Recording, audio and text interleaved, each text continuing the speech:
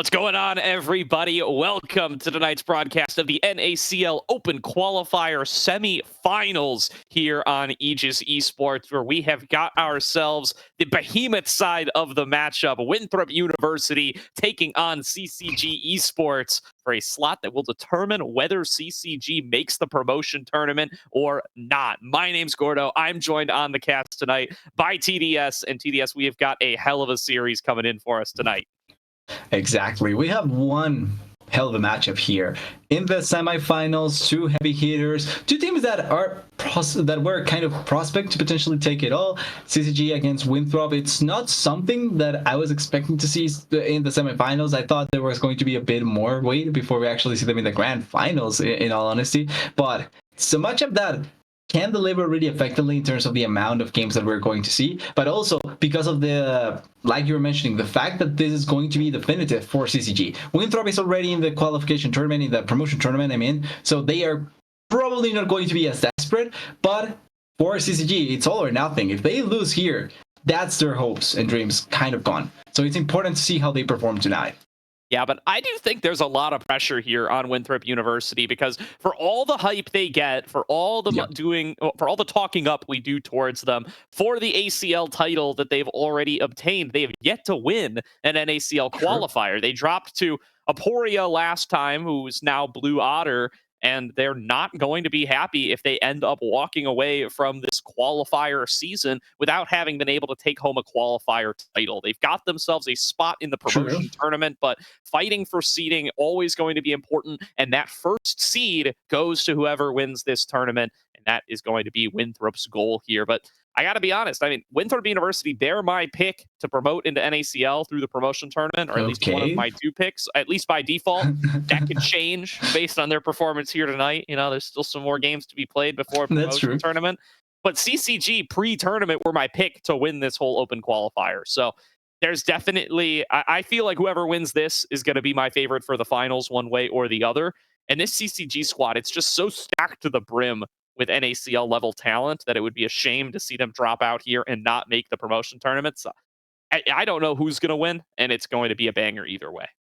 Exactly. We don't know who is going to come up ahead of the other, but the important part is that I'm expecting to see a full-out banger here. These are two teams that, like you're mentioning, have great expectations, maybe one more desperation on one side than the other, but at the end, the purpose of both of these teams is the same. Win today, go to the grand finals, and shut up everyone that doubts you with a win in the grand finals. Now, talking a bit more specifically about Winthrop, I want to follow up on that point with not taking away any victory in just the regular OQs. And I feel particularly with the fact that they've been so many times that they reached that game 5 last moment and they miss out just by a tiny bit. Like, they've been really consistent with how they've been playing and how many times they try, but it's been a couple of times where they reach the game 5 and they miss out just by a tiny bit. The only time that they've been able to pull off, it's funnily enough in the ACL when they were able to win the grand finals in a 5 game as well, being able to finally go over it. But it feels like there's times that they are able to pull it off, and there's times where it comes a little bit harder for them. And I want to see if they can overcome that with the OQ title. Like you're mentioning, it's kind of a curse at this point that they are not able to go over. And they need to try and pull that sort of thing out of their heads, because that can end up impacting the promotion tournament if they fall into a game 5 situation and they have that gripe on their backs.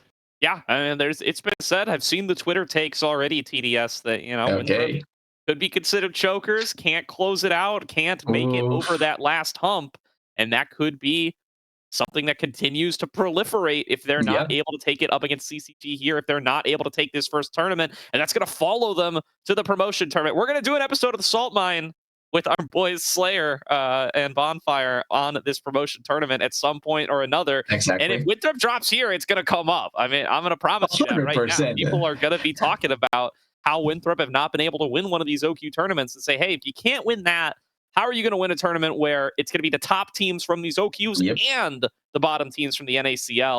It's going to be a massive question mark. Not to say it's impossible, but going to be something that everybody is discussing. Meanwhile, on the CCG side, I mean, this is a roster that wasn't even really together for OQ1. They had bits and pieces here and there, But the additions of Yukino and Bradley at the start of this season have been absolutely crazy for them. And they are poised, I think, to be an absolutely dominant team here. If they're able to take a win in this match and get themselves to finals, they're going to be my pick to win.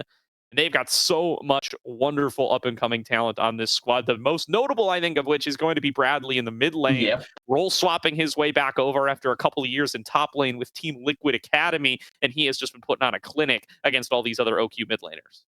And precisely that, the addition of both Bradley and Yukino comes because of the fact that CCG didn't do that well in the previous tournament, in the previous OQ. So they are in the need. That's why we bring up so much the fact that they are the ones in need to win here. They are the desperate ones. They need to win today's matchup because that's the difference between making promotion and not making promotion. Winthrop, obviously, it comes more on the mental side than anything else, but CCG is more tangible. It's actually being able to qualify, and this is where the additions need to appear. Yukino and Bradley, like you're mentioning, two players that have a great backpack for them, kind of, in the sense that we know what to expect from them, we know their capabilities, and we know that they can be great game changers. But they need to appear for CCG today. All of that matters only if you end up winning this series. If not, we are going to bring up the maybe not in the promotion tournament episode, but more than likely in the coming episode about their failure not being able to qualify. So it's crucial for them to be able to showcase themselves here, and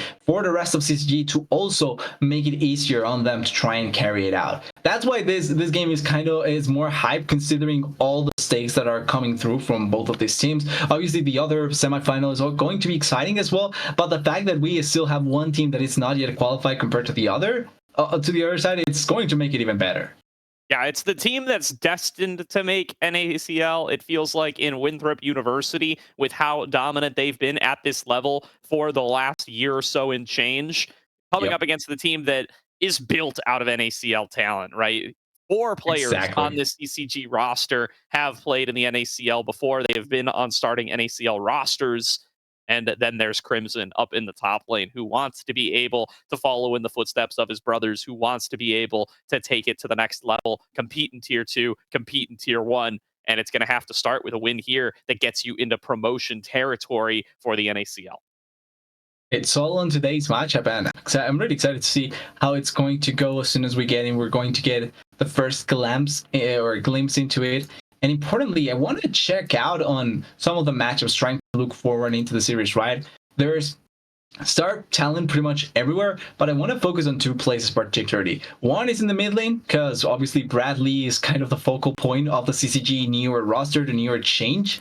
The fact that you're able to bring this great player that has been touted multiple times to the NACL, and now, even though he did role swap, he's still playing to a great level, and he needs to be one of the ones stepping up, right? And then on the other side, I want to go focus into the AD carries particularly. Mobility, one of the more touted AD carries in the not only NACL OQ background, obviously in the CLO as well, but one of those AD carries that people have a lot of expectations moving forward, and he's going to be one of the big members that needs to step up from Winthrop to try and carry them through the semifinals. But also Instinct, because he is one of the players that maybe goes under the radar, but like you point out, he has had academy pass. He has played in multiple rosters that do have quite a bit of, at the very least, some pedigree. So going to be an interesting bot lane matchup, and I want to see how this whoever can get the lead in the bot lane, how they are going to make that sort of thing work out for their team. Yeah, I mean, Instinct's got LCS experience, right? There was that Yeah, period of exactly, even time on that. TSM where they were swapping between Neo and Instinct at AD carry, series to series, game to game, and it was a massive part of their strategy that allowed them to kind of overperform their seed during that time. And Yep. unfortunately for Instinct, since then, it's kind of been a bit of a free fall, has not been able to find that same success after the Academy, or even after that split, dropping out of Academy Yep. entirely, playing with Fly Fam during the inaugural NACL split, and then finding himself relegated and entirely out of the NACL the following split. Has not been able to make his way back up there soon, has not made too many distinct efforts to do so either up until this split, with joining up with CCG Esports and seeing if he can make it through promotions the hard way. So far, been doing a pretty solid job of it, at least in this run through the Swiss stage and through the GSL stage. But now in the semifinals, this is the final hurdle that will get you into that promotion tournament, win or lose come the finals tomorrow. see if he's going to be able to do it here. Meanwhile, Winthrop University, I mean, these guys have tried and failed previously. They want to be able to make their run back, and it looks like we are ready to start off the draft here. Winthrop going to be on the blue side for game number 1. CCG going to be on the red. Let's get into a little bit more specifics about this matchup, TDS. I think the big concern in my mind for CCG has been that early game. They were struggling in the early game up against Team Fish Taco for sure. Or sorry, up against Ole Miss, who was their quarterfinals opponent. And they were able to come back through superior team fighting. Question is, will Winthrop give you those kinds of openings when they've been so experienced playing out these early games together? Well, they've had a while to work out on those early games, so certainly they are going to have a bit of the upper hand there. CCG does have great team fighting, which is one of the main things that we kind of look forward to when watching what CCG is capable of doing. And a lot of that comes off the back of Bradley just playing team fights to such a good level, and then being able to follow up with Instinct and also Crimson, which goes a bit, or not goes a bit uncalled for, but certainly does not get the praise that I think he probably deserved. So going to be important to see how much does the early game affect CCG, like you're pointing out. Looking at the bans quickly, a lot of focus towards the bot lane, it looks like, with the Lucian, the Varus, and the Karma ban.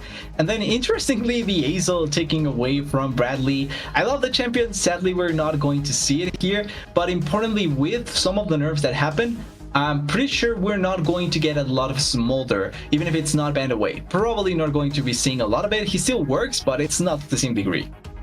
Yeah, it's not the fully kind of neutered Smolder that is on the current patch. We still are on 14.5, but it is nerfed versus its stronger period for sure, and that's going to mean there's not quite as many places where that champion is the best possible in slot. And I have to find out how exactly they intend try to navigate that pick in these upcoming drafts. But the Senna is still busted one way or the other, so they're going to be happy to snap that up first for Winthrop if given the opportunity. 3 bot lane bans, but none of them on the Senna. That's going to be the first game selection here for mobility.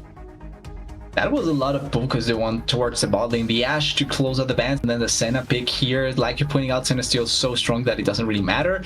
And then the Talia pick here, not a bad choice. Still can be flexed between mid lane and jungle. You have a lot of options there. And then taking away the Nautilus, potentially to try and deny the Senna pairing.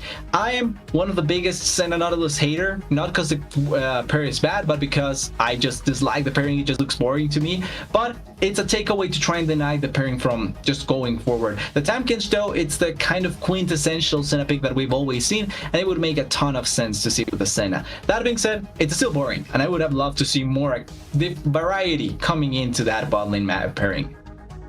For sure, but going to go with the tried and true here for the side of mobility and Chookies in the form of this Senna Tahm Kench, and now with the chance to take one more, the Renekton. Both a solid blind pick in the top lane for Denethor, and I think a big steal away from Crimson. This has been a favorite pick of his so far. He's played it in every series since the Swiss stage. Now not going to get the opportunity on it in game number 1. So both a denial and a solid lock-in in one pick for Winthrop. It's also being one of the champions that it's kind of favored going into Aatrox blindly, so it does take away a bit of picking the Aatrox yourself, then kind of forces another kind of pick coming in from Crimson. He's going to offer the K'Sante, not a bad choice, but it's probably going to be a bit more reactionary to what the Renekton does than proactive. Not a bad pick overall, though, and I want to see how this top lane matchup goes, because Denethor is one of the players that we're kind of hyping up a lot, coming from the previous Oku split, going into this one as well. He's really good up there in the top lane and can be a difference maker if he's allowed to play the game really effectively. As we go into the second round of bans with the Orianna ban, and I would assume there's going to be a lot of focus towards the mid lane coming in from CCG, because they already took out the Talia. Yeah, definitely looking to pinch away some of those reliable picks for Sword here. I wouldn't be surprised if we see an Ahri ban come through as well. That would kind of eliminate all of the picks that he went for up against TFT. I think that would be another solid selection up against the Talia. I mean, the Talia is solid into the Ahri, but you can pretty much take Ahri into anything on the current patch without too much effort. Wouldn't be surprised to see that be the other ban. We'll see. Maybe there's a particular Talia counter or a particular Sword pocket pick that they decide they want to focus on a bit more. That would be my pick in this position. The Kaisa already going to be banned away from mobility as one of those really powerful, or sorry, from Instinct as one of those really powerful duos, as did miss out on that ban. See if we can find out what that was or if it was a true miss. It was a true miss. Yeah, it looks like it's a true miss. It's going to be the buys coming as a second ban here for the side of Winthrop, so now taking a bit of a hit onto the jungle pool. It does mean that the AD carry pool is still a bit open, and it looks like maybe it's going to be the Jinx. The Kai'Sa ban, I think, is really smart because it's probably one of the champions that you would pair up with the Nautilus, and the Jinx here going to take a bit longer to ramp up, but can be a great late game carry, so wouldn't be against it here with Instinct, and it does give the counter pick for mid lane or for jungle, depending on where you want to throw this Talia. Once again, could be a jungle Talia still. The Ahri, like you were pointing out though, I thought it was going to be the Ahri ban. I was thinking maybe Annie as well, but the Ahri makes a lot of sense here, has great pick potential, Sword can play it out really well, and it works out with trying to get picks really quickly with the point and click CC on the Nautilus, on the Renekton, with the Tahm Kench as well, having CC on your side. You have a lot of ways to set up your team. Yeah, I mean, the Ahri for Sword, who could have foreseen this? I mean, it's, if only there was some kind of fifth ban you could have used to prevent this outcome, but letting it on through. I mean, CCG, I'm going to be giving you a lot of crap for this if you guys end up dropping this game 1 and Sword's Ahri has a big impact on it. They choose to let that one through. Now going to be the Wukong in the jungle for Wakao, the artist formerly known as Trickster. And now the final selection here likely going to be the Tristana. Oh, so it's Talia jungle for Yukino. Yeah, utilizing the flex really effectively. I like this because if you're going to go for the Talia really early on, don't reveal your cards like that. Really nice to see the flex coming here. Bradley probably can play a bit more aggressive onto the Ahri. The charm can still hit onto the Tristana because you're still jumping a straight line, but the pushing of the waves, trying to get damage onto the Ahri, and the fact that you do have a way to try and escape from a potential gank works out really well for Bradley. And I do think that having Yukino on the farming side of the jungle, being able to get as much damage as possible on this Talia, and also being the sole AP or that magic damage dealer is going to be really nice because it does disincentivize going for magic resistance on the side of Winthrop. It really does here. Now going to be Bradley piloting that Tristana in the mid lane. Love to see him on something a little bit more lane dominant, as we have loaded in, but we are going to create a 3-minute spectate delay. So we got 3 minutes to go until this game is going to be kicking on off. But we do get to see some summoner spells. We do get to see some rune selections. We do get to chat about that here. Something that stands out to me, TDS, this is going to be that first strike for Yukino in the jungle. So he's going to be really incentivized to be active early on that Talia in order to get the maximum value. Trying to maximize value as much as possible. Talia still has a really nice wave clear or jungle clear, so it's not impossible for her to be proactive and try and get out there in the map.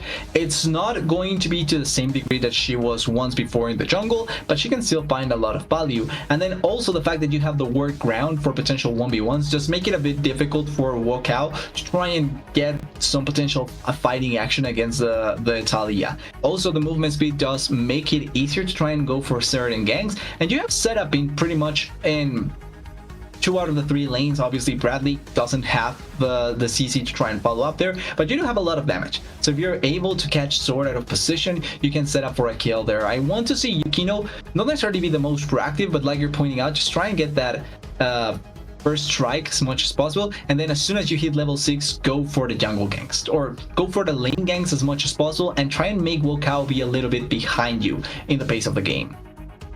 Definitely something to be on the lookout for. Bradley also going for the fleet work this time around, so gonna have that little bit of additional lane sustain, maybe gonna have a little bit less burst damage that you might have gotten off of something like press the attack, or some of that additional sustain damage that you might have gotten off of a lethal tempo. Often a very popular pick on these AD carries. You can see that's what Instinct has ended up going with, but deciding instead that it's more important to have that lane power, more important to be able to get that little boost of movement speed to be able to get yourself out of dodge if Wakao ends up coming through for a gank, or if there's some incoming orbs of deception and charms trying to take you down.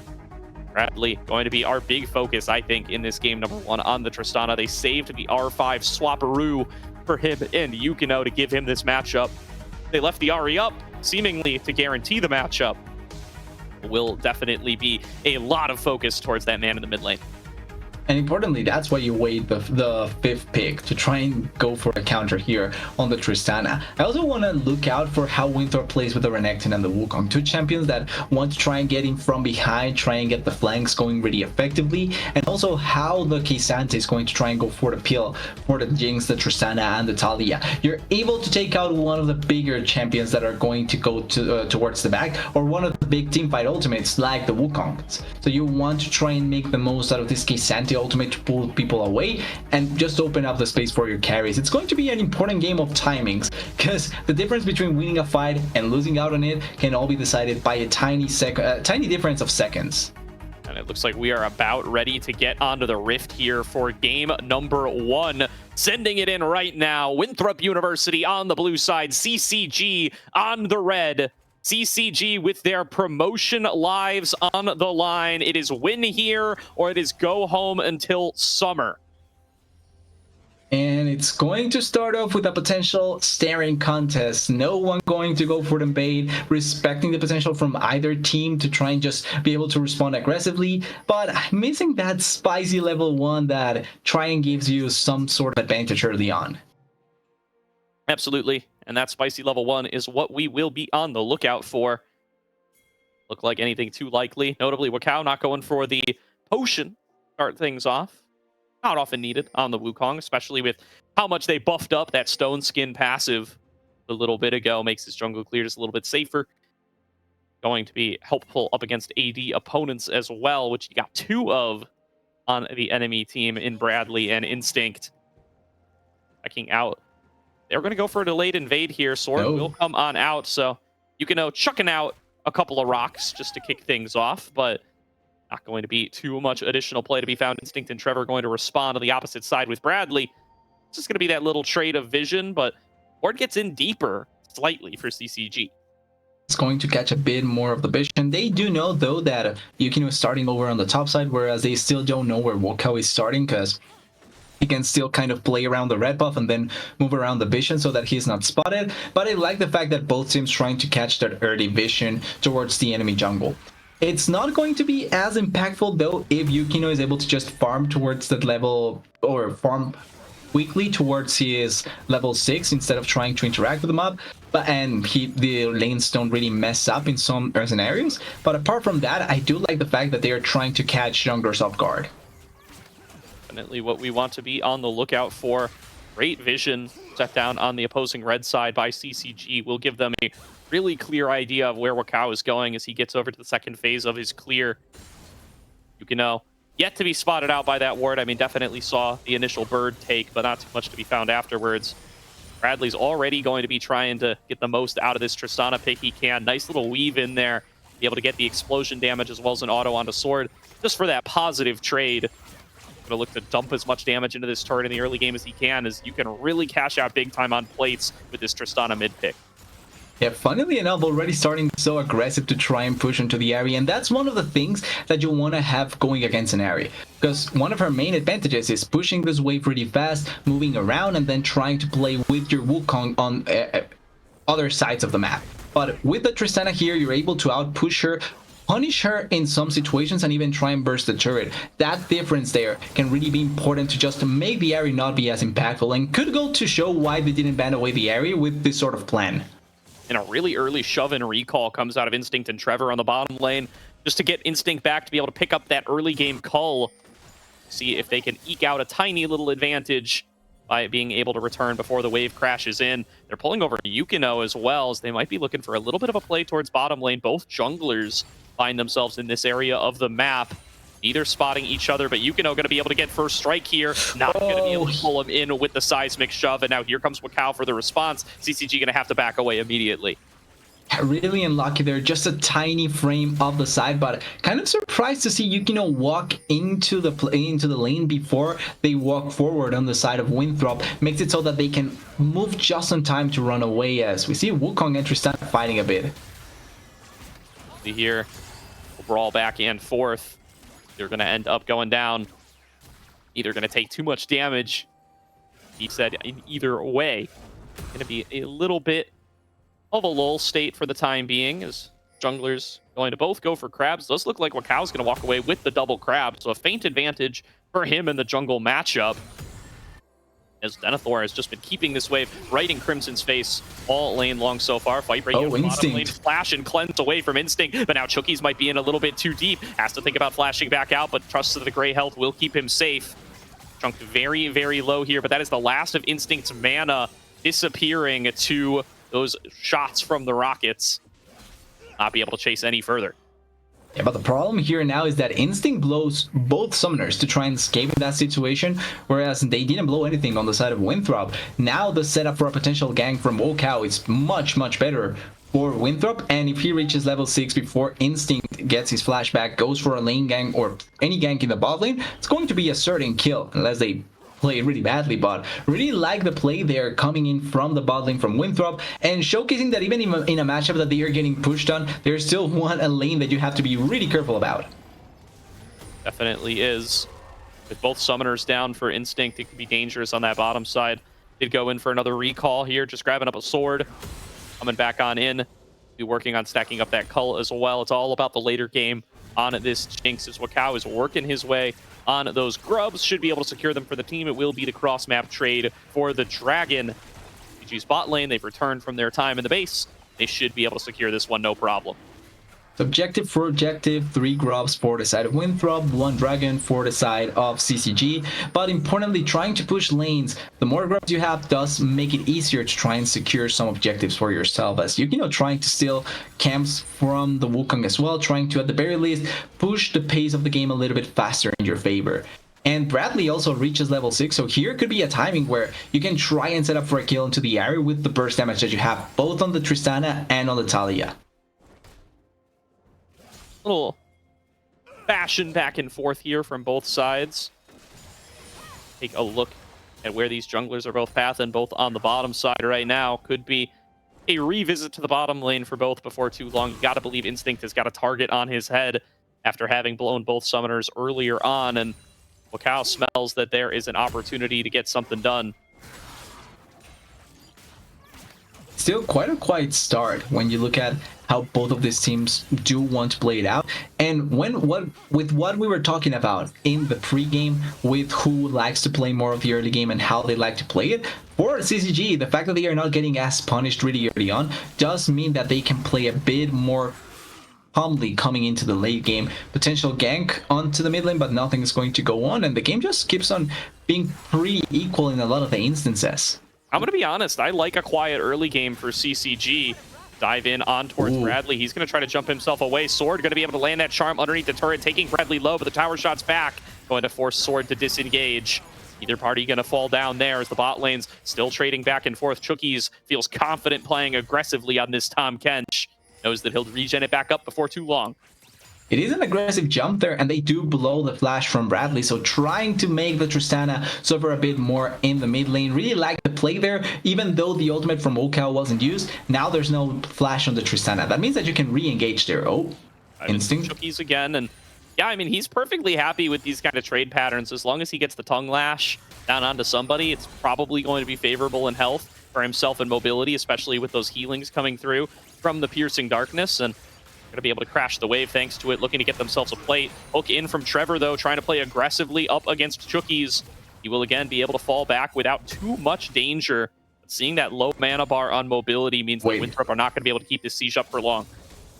I just realized something, Gordo. It's a farming Senna, not a fasting Senna, actually. It's last patch, yeah. I mean, you can just keep up that farming Senna if it's something you want to play, and it looks like that is where they want the gold going for mobility.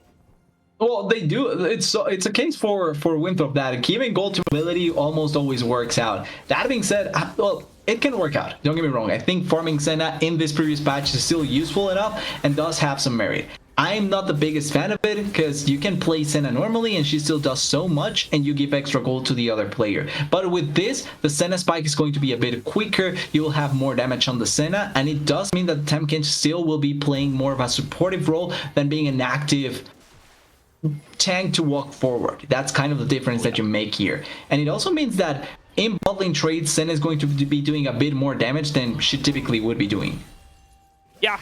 I mean, I'm going to be honest, I don't love the farming Senna. I know Riot nerfed it, and that therefore that should set off some alarms in your head that maybe it's a little busted, but I feel like fasting Senna was always the better build. The ability to I get agree. an extra tank on your team and still have a pseudo marksman has always felt so valuable, but this time around, Winthrop going to forego that to prioritize getting mobility to gold and getting him out of those item spikes sooner, even at the cost of Chookies being able to build up to be an additional tanky member.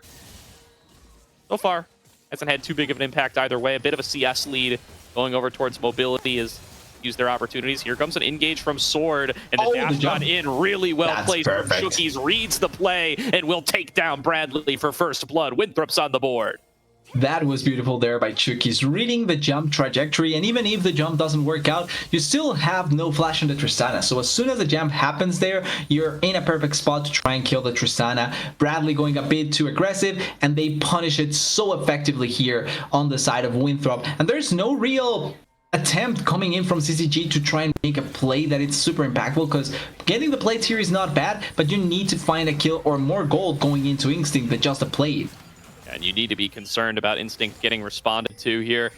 They did not take too much time to get that play done in mid, so they're able to fall back. They're able to defend additional plates, and you see Sword was kind of cheating his way down towards the bottom side. I don't think they saw him recall, so they have to have it in the back of their minds that he could be coming on down as well. Rotating back up for Dragon number 2 now. Wakao is in the area. He's going to be able to jump right in onto Bradley, but not wanting to dedicate the Cyclone and without any backup from the team means they're going to start up this Dragon one way or the other. They won a 5-biz at this point. Sword is coming back off base, so he's going to be a bit late, but there could be a potential fight after this. Dragon just gets big though, so nothing out of the ordinary. Yeah, no Spirit Rush for Sword. Yep. Not going to be the easiest of fights to take, so they are going to let that one go down. It is 2 dragons to 0 in favor of CCG. I started referring to this earlier on. Yes, they were able to take down Bradley, but again, I like a quiet early game for CCG. I think that has been their weakest point in this entire tournament so far, and I think they have got the members to be able to clutch out the team fights, especially with this scaling Jinx. I think they're pretty happy with how this has gone. You know, Denethor on a lane dominant pick. He's got about 2 waves worth of a CS lead. That's not nothing, but it's also not game ending. With that being pretty much the case across the board, CCG can fall back on their team fighting and trust that it'll carry them through the same way it's carried them through previous series. Well, the difference maker here, it's going to be the fact that the Aerie does get her first item before the Tristana, so she can try and be a bit more impactful in the rest of the map. She's going to have more damage, she's going to have really good ability to move around, and this is the point where we need to see the activation of Sword. Him being more active, more valuable to the team, and trying to impact the rest of the map, just like he's doing right now, trying to move around with the sweeper and find space to get into the lanes. That will be the goal. Been a very quiet run so far for Ol Wakao. Gets that 1 gank in mid, and that is about all you can write home about for the time being. The double scuttle earlier on as well, but is already kind of faded away from relevance, as Yukino has been the one to build up a CS lead in the extended jungle matchup. Not spending as much time ganking and coming up with quite a bit of a gold lead for himself as a result. Here's the dive in. They want to take another crack at this bot lane gank, but Instinct has got everything back available. He will be able to flash if necessary. Oh, the re-engage? And they're going to go in for the re-engage. Here comes Yukino. The Cyclone going to connect onto Instinct. Oh, but he's got the backup of this Talia. It's Trevor who's left in way too deep, though, and Mobility going to be able to pick up that one. And they are the ones forcing the re-engage. The respect onto Wakao is completely inexistent in that play, and they just let the Wukong get to the backline, utilize the Cyclone, and they kill the Nautilus so easily there. Wakao is still completely fine here, and I don't understand why they thought that was going to work out. Not because it's a bad play. Oh, Crimson going for the all out there, not falling, landing the follow-up, and Tofo strike, though, won't get the little slow, won't be able to chase down Denethor for more. Nice set of the combo, but not going to be able to finish it off as Bradley steps up. There is no Cyclone for Wakao. Will be able to jump on out. Ended up a little bit closer than they might have liked. He'll be able to recall just fine. We'll be able to keep on farming it up in mid lane. That lead will stick for Winthrop as they pick up another. Yeah, in the top lane, nothing really found with the Crimson play. I like the aggressive, but it wasn't really going to be that effective going in against Denethor's connection in that sort of situation. And in the bot lane, apart from the kill, nothing else goes in favor of the side of Winthrop. So even though they do get a kill, the value of the kill is not really that big. And what I mean by this is that they don't turn that kill into anything else, which for CCG it's important. They need to keep the fact that if a kill happens, that it doesn't become something bigger that can impact the game. Just a kill, it's not really going to make a big enough difference that you're going to be worried about it. Next objective up here, that's the Rift Herald, and they are going to start it up for Wakao. Bradley wandering over will probably see that it's being done as he drops the control ward, but there's no chance of response. Yukino's on the bottom side of the map, so that's going over to Winthrop. Yukino, he's going to get spotted here by Chookies. Over the wall, comes in with the dash, and they blow up the jungler. Clean play from Winthrop. Instantaneous kill, and the way that Winthrop has been playing around their vision has been so nice. They are ready. Oh, Bradley, maybe that here. Yeah, Bradley in a 1 versus 3 here. The knockup from Chookies connects again. He knows exactly where to place him, and that might cost Bradley his life. He's getting chased down underneath the turrets. Instinct's going to be able to come up, going to focus in on towards Chookies, but they don't have the damage for way longer. Instinct going to be able to get the first reset. He gets excited, jumps over the wall with a blast cone, and it's going to try to fall back underneath these turrets. Denethor has TP'd in and is looking to chase him down. He's going to tank up the turret if he has to. Flash in, finish off by mobility, shove backwards from Yukino, but now he's got a flashback as well. Denethor keeps the dive going while Wakao tanks up the turret, and Winthrop University get handed more and more. What a difference of a play there by the side of Winthrop. Really good execution. They find the 3 kills in the mid lane, and I will say I kind of feel bad for Bradley there because that knockup is kind of BS. That shouldn't happen at all. The slight distance between the knockup and where the Tristana was honestly shouldn't be the case, but it does come through. Not respecting it, the flash blown way too late at that point, and really nice collection of the kill. And after that, they are trying to collect the kill onto Chookies, but they take too long because Instinct is still not strong enough. The rest of the play is just really nice follow-up by Winthrop, and at this point, with the fact that they've been able to get more gold in their favor, this could be a really difficult dragon fight. Yeah, they're trying to keep the stacking going, but like you said, it's a tough position. They're going to layer down the snap traps to try to give themselves Crimson that extra space. Diving in. Here comes Crimson. He's on the flank. They're going to focus everything they can on towards the Chookies. They pull him out of position and smite the dragon all in one clean move. And that's 1 kill already over to CCG. What else are they going to be able to clean up? Damage came across onto Trevor. He's going to have to back away. And Topo strikes, pulls in more targets, and Denethor is going to go down for the shutdown. Now Bradley, seeing the reset in his eyes, another pull in from Crimson.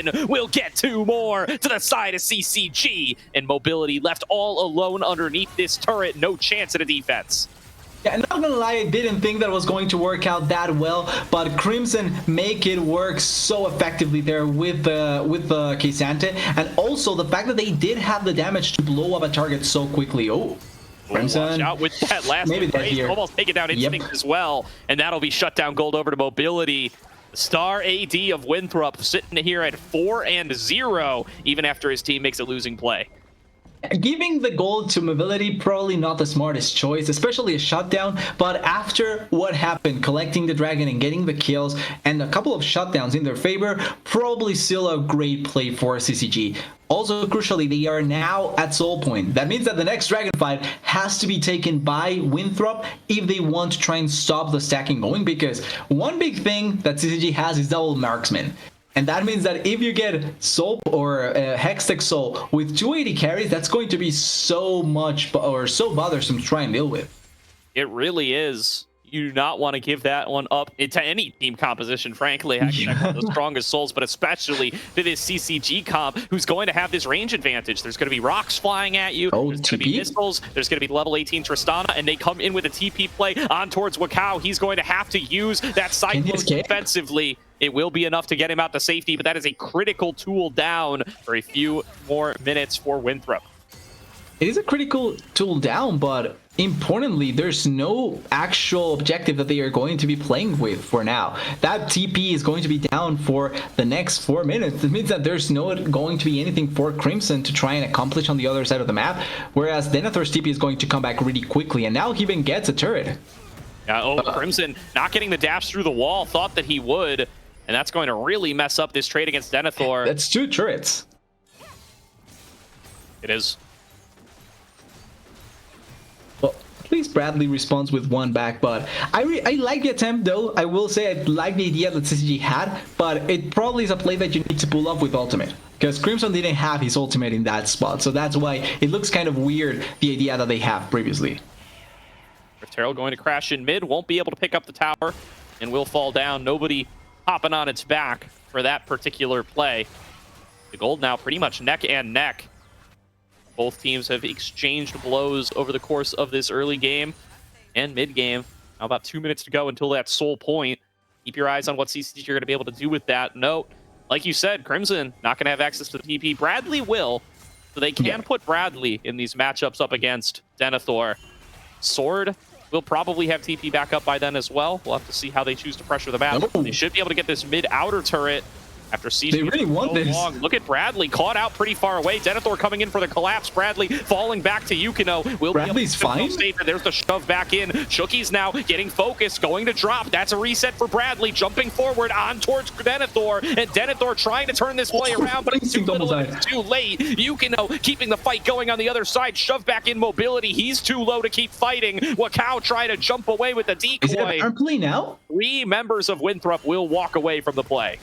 And it looks like it's a Baron play. They get the 2 kills onto Denethor and Chuki's. What looked like collapsing on Bradley and finding the Tristana in an awful spot. He didn't have the flash at that point. He actually just got it back. So it could have been a defining moment, but they play it off really, really well.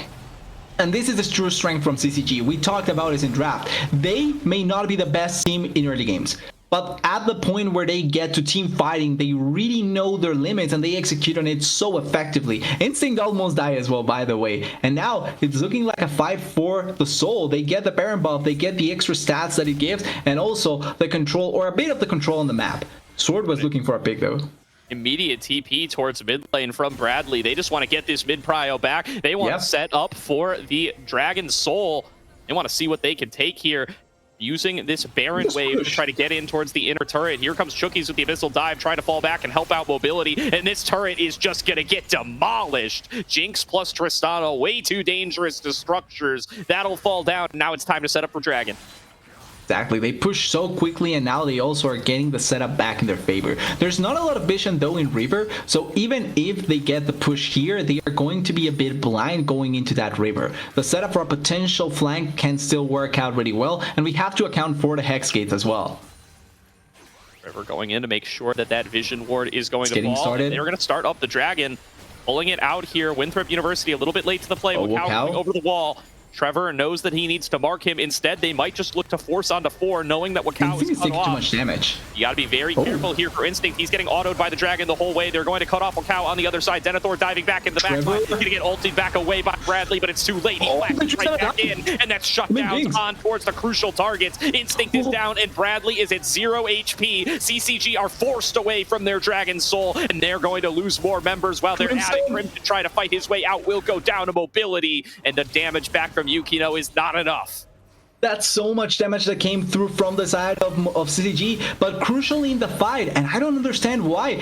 Instinct kept on hitting the Dragon. He kept on trying to hover it when they knew that the Wukong was coming on the side. It was just setting up for disaster, and Winthrop this time around played the fight so well. Collapsing on both AD carries, killing Instinct so quickly when he was in a really bad spot, and then following up to kill the remaining members. Yukino is able to deal so much damage in that spot, but they are not respecting when the threat is alive for the AD carries. They need to peel for them much better. Kind of what they did in that team fight that net them the Baron buff. Absolutely. And just not able to keep themselves in safe positions. They get a little too deep into things and do end up giving up Instinct's life.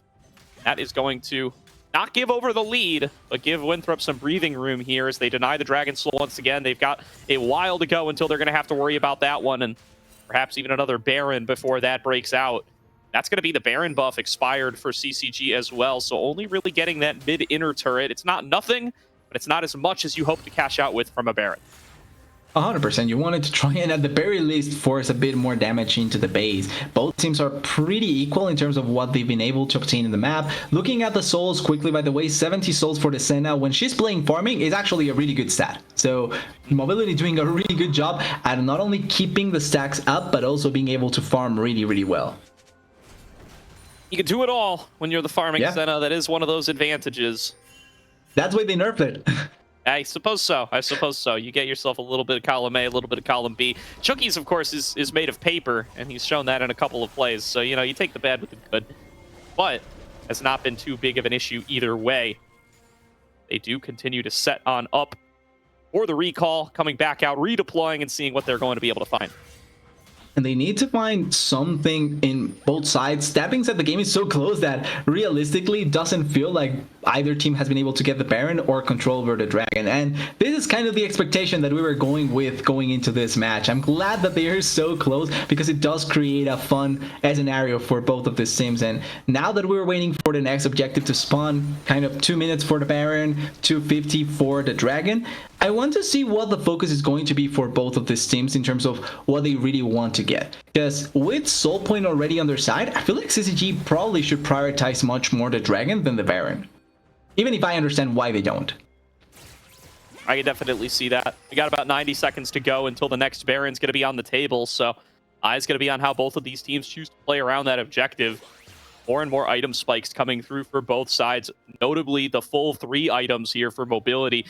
Yeah, Senna goes a little bit of a cheaper build, but that is going to make a big difference if something breaks out here in the next minute. The fact that the LDR is already completed to be able to... Denethor. And actually something breaking out right here. It's a 2 versus 1 on towards Denethor. He could try to fight this one out with the shielding, but will decide to back on off, and he's not going to be able to come up with either. No escape, no kill back. Bradley going to be able to pick up the kill. Really nice kill on the side, and because of where the kill happened, as well as the fact that no objective is still up, this could be a turret for Bradley. Yukino can just move quickly towards the mid lane, and they can try and make the play on this side of the map. Really nice choice. Maybe a bit, one of the things that maybe could have been better is probably trying to stun Bradley, or Denethor, I mean, but overall, really smart idea, and I like that we finally see the global pressure that Talia can pull off. Obviously, it's not going to net them a huge objective like Dragon or Baron, but finally we see these moves, and this can be a potential setup for future plays as well. Really can. Denethor going to have the TP up when he respawns, about 5 seconds, 15 seconds to go until that Baron's on the table.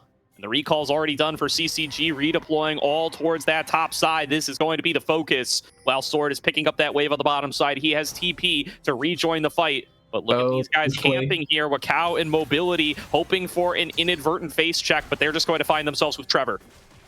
Yeah, honestly, the push play was so nice to see. Oh, the flash. Ooh, flash hook from Trevor, not quite going to connect, but is at the very least going to force Winthrop back and going to give control over this river over to CCG. The Baron is up and available, and this is going to be the focus from here on out. Crimson looking to buy space alongside both of his marksmen. And I like the flash play there by Trevor. Actually, Wakao's flash is much more valuable, and we may see a fight really soon here. Everyone playing around mid lane. Eyes on Wakao, looking for a huge Cyclone. The dive in is on the Chookies. Here comes Wakao. He gets booted right back out by the Buster shot from Bradley, and that's going to stop him in his tracks. About half of the HP gone off of Denethor. A huge chunk found on a Chookies and Sword as well. And CCG back on away. They say, hey, we're favored now. We're going to take control over this river, and we might even start up the Baron. Again, double 80 carry, so this Baron can die really, really quickly. But Wakao still has the clone, still has ultimate, and he's coming in on the back. This could be risky.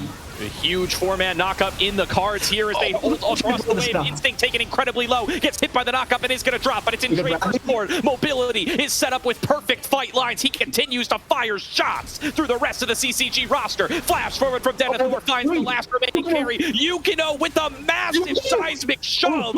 Cleans up 3, but it's Mobility left standing at the end of the day. A 9-kill fight ends in a quadra kill for Mobility.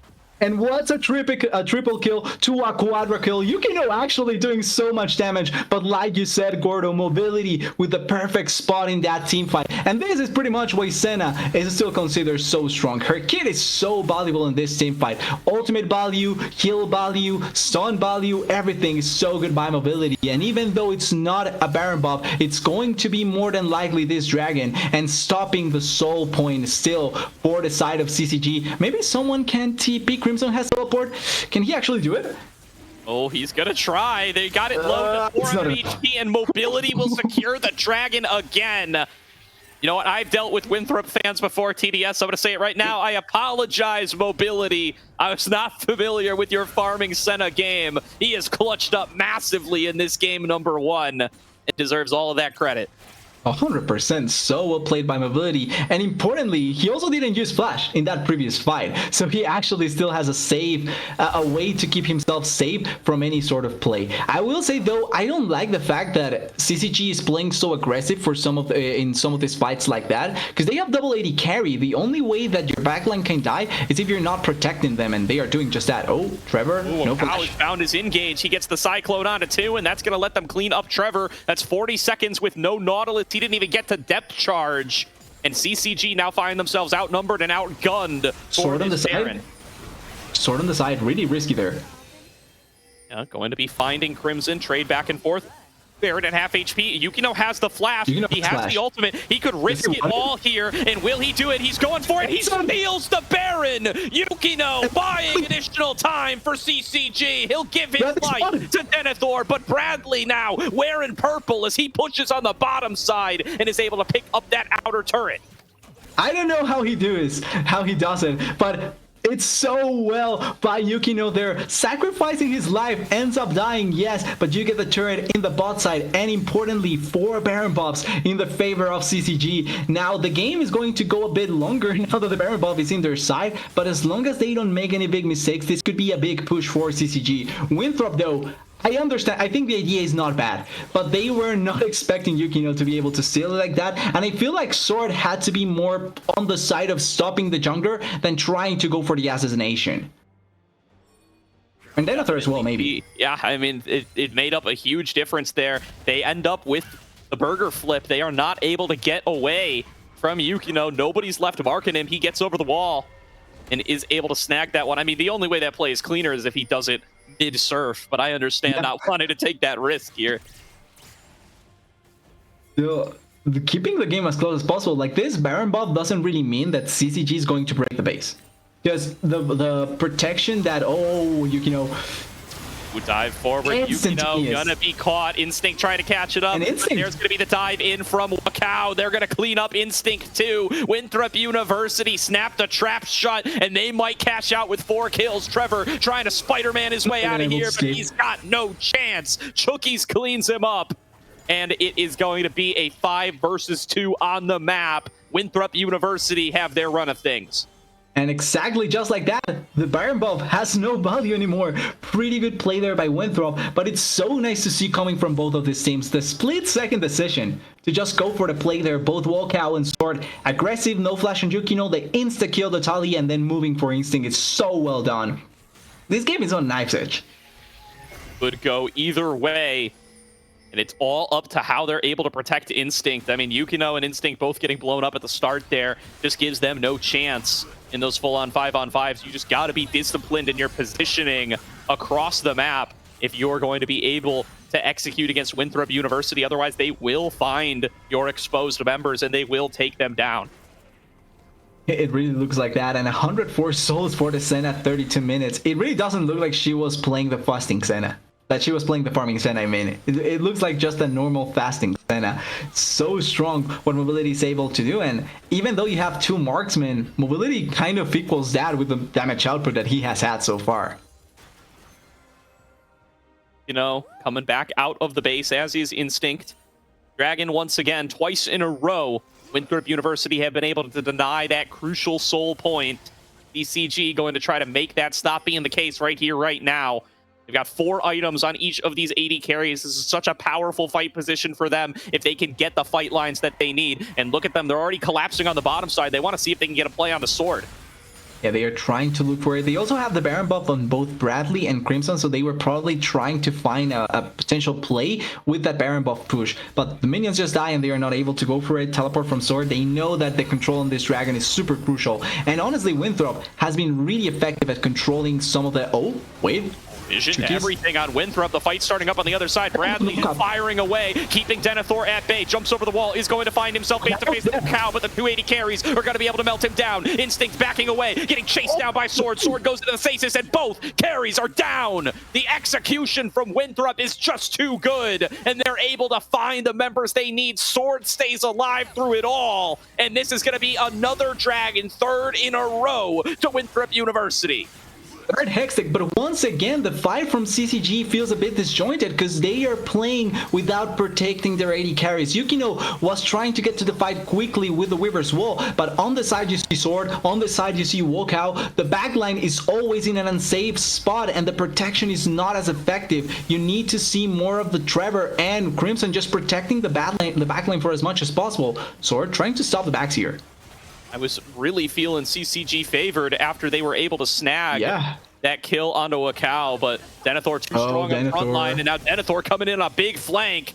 Sword just distracting Crimson here, separating the remaining members of CCG. They're trying to find Yukino on the other side. Crimson going to be able to take down Sword. That's one mid laner taken down, but you're going to give your life on the other side. Yukino doing his best to stay alive, but he's got no chance up against Denethor's Renekton. Trevor shows up, but it's only to watch his teammate die, as this is a 2-1 overall in the trade. It favors Winthrop University. That may be K'Sante, but it's not a strong K'Sante. So well done there by Winthrop to find 2 kills and also get the dragon. This game still so close for both sides, but it feels like Winthrop has made the better decisions after what happened with that first Baron buff. They've been much smarter about their approach to team fights, and the way that they've been trying to collapse onto the backline has been so effective. It really can still go either way, but the fact that Winthrop has been a tad bit smarter in how they approach it may be the difference maker moving forward. That's exactly what I was thinking right now, TDS. The exact same way that a slow early game made me feel more confident in CCG, a close late game where Winthrop are out macroing makes me feel a lot more concerned for CCG. Winthrop able to come up, find the fights that they need, out-execute CCG in the position where they have been the strongest previously in this.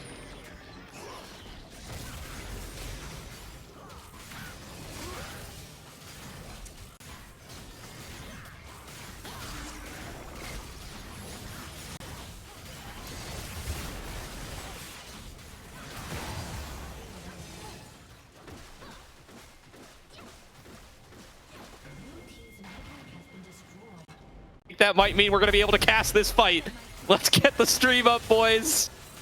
Okay, I think they got Baron buff, so there was no fight. I'm watching the stream. I'm watching the live stream where the game is still up. They got Baron for the side of CCG, but they lost Inhibitor. So it's the typical inhib for Baron play. I don't have a dislike for that if they are able to make more plays on the side lane, but this does mean that the potential old Denethor. Oh, Denethor breaking out here, going to get collapsed on by 3 members. This is going to be a Baron.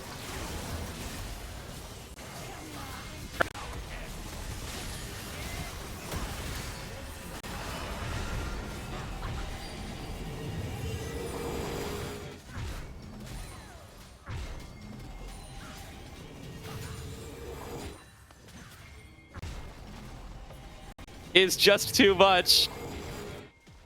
Gordo, both the laners die, by the way. They get pretty equal trade in that sense, and at this point it's still working out for CC. Oh wait, Walkout. Oh man, it's gonna end up going down. Bradley trying to fight it back. There's gonna be the kill found onto the Wukong, as we're back, baby, we're back. Okay, we're back, the game is back. And CCG still has something. They actually killed both Denethor and Walkout. They have the numbers advantage. They are pushing onto the side from Winthrop, and this could be the potential play that can open up a bit more of the game. The Baron buff, once again, feels like it doesn't really accomplish anything because neither team is able to break the base with it.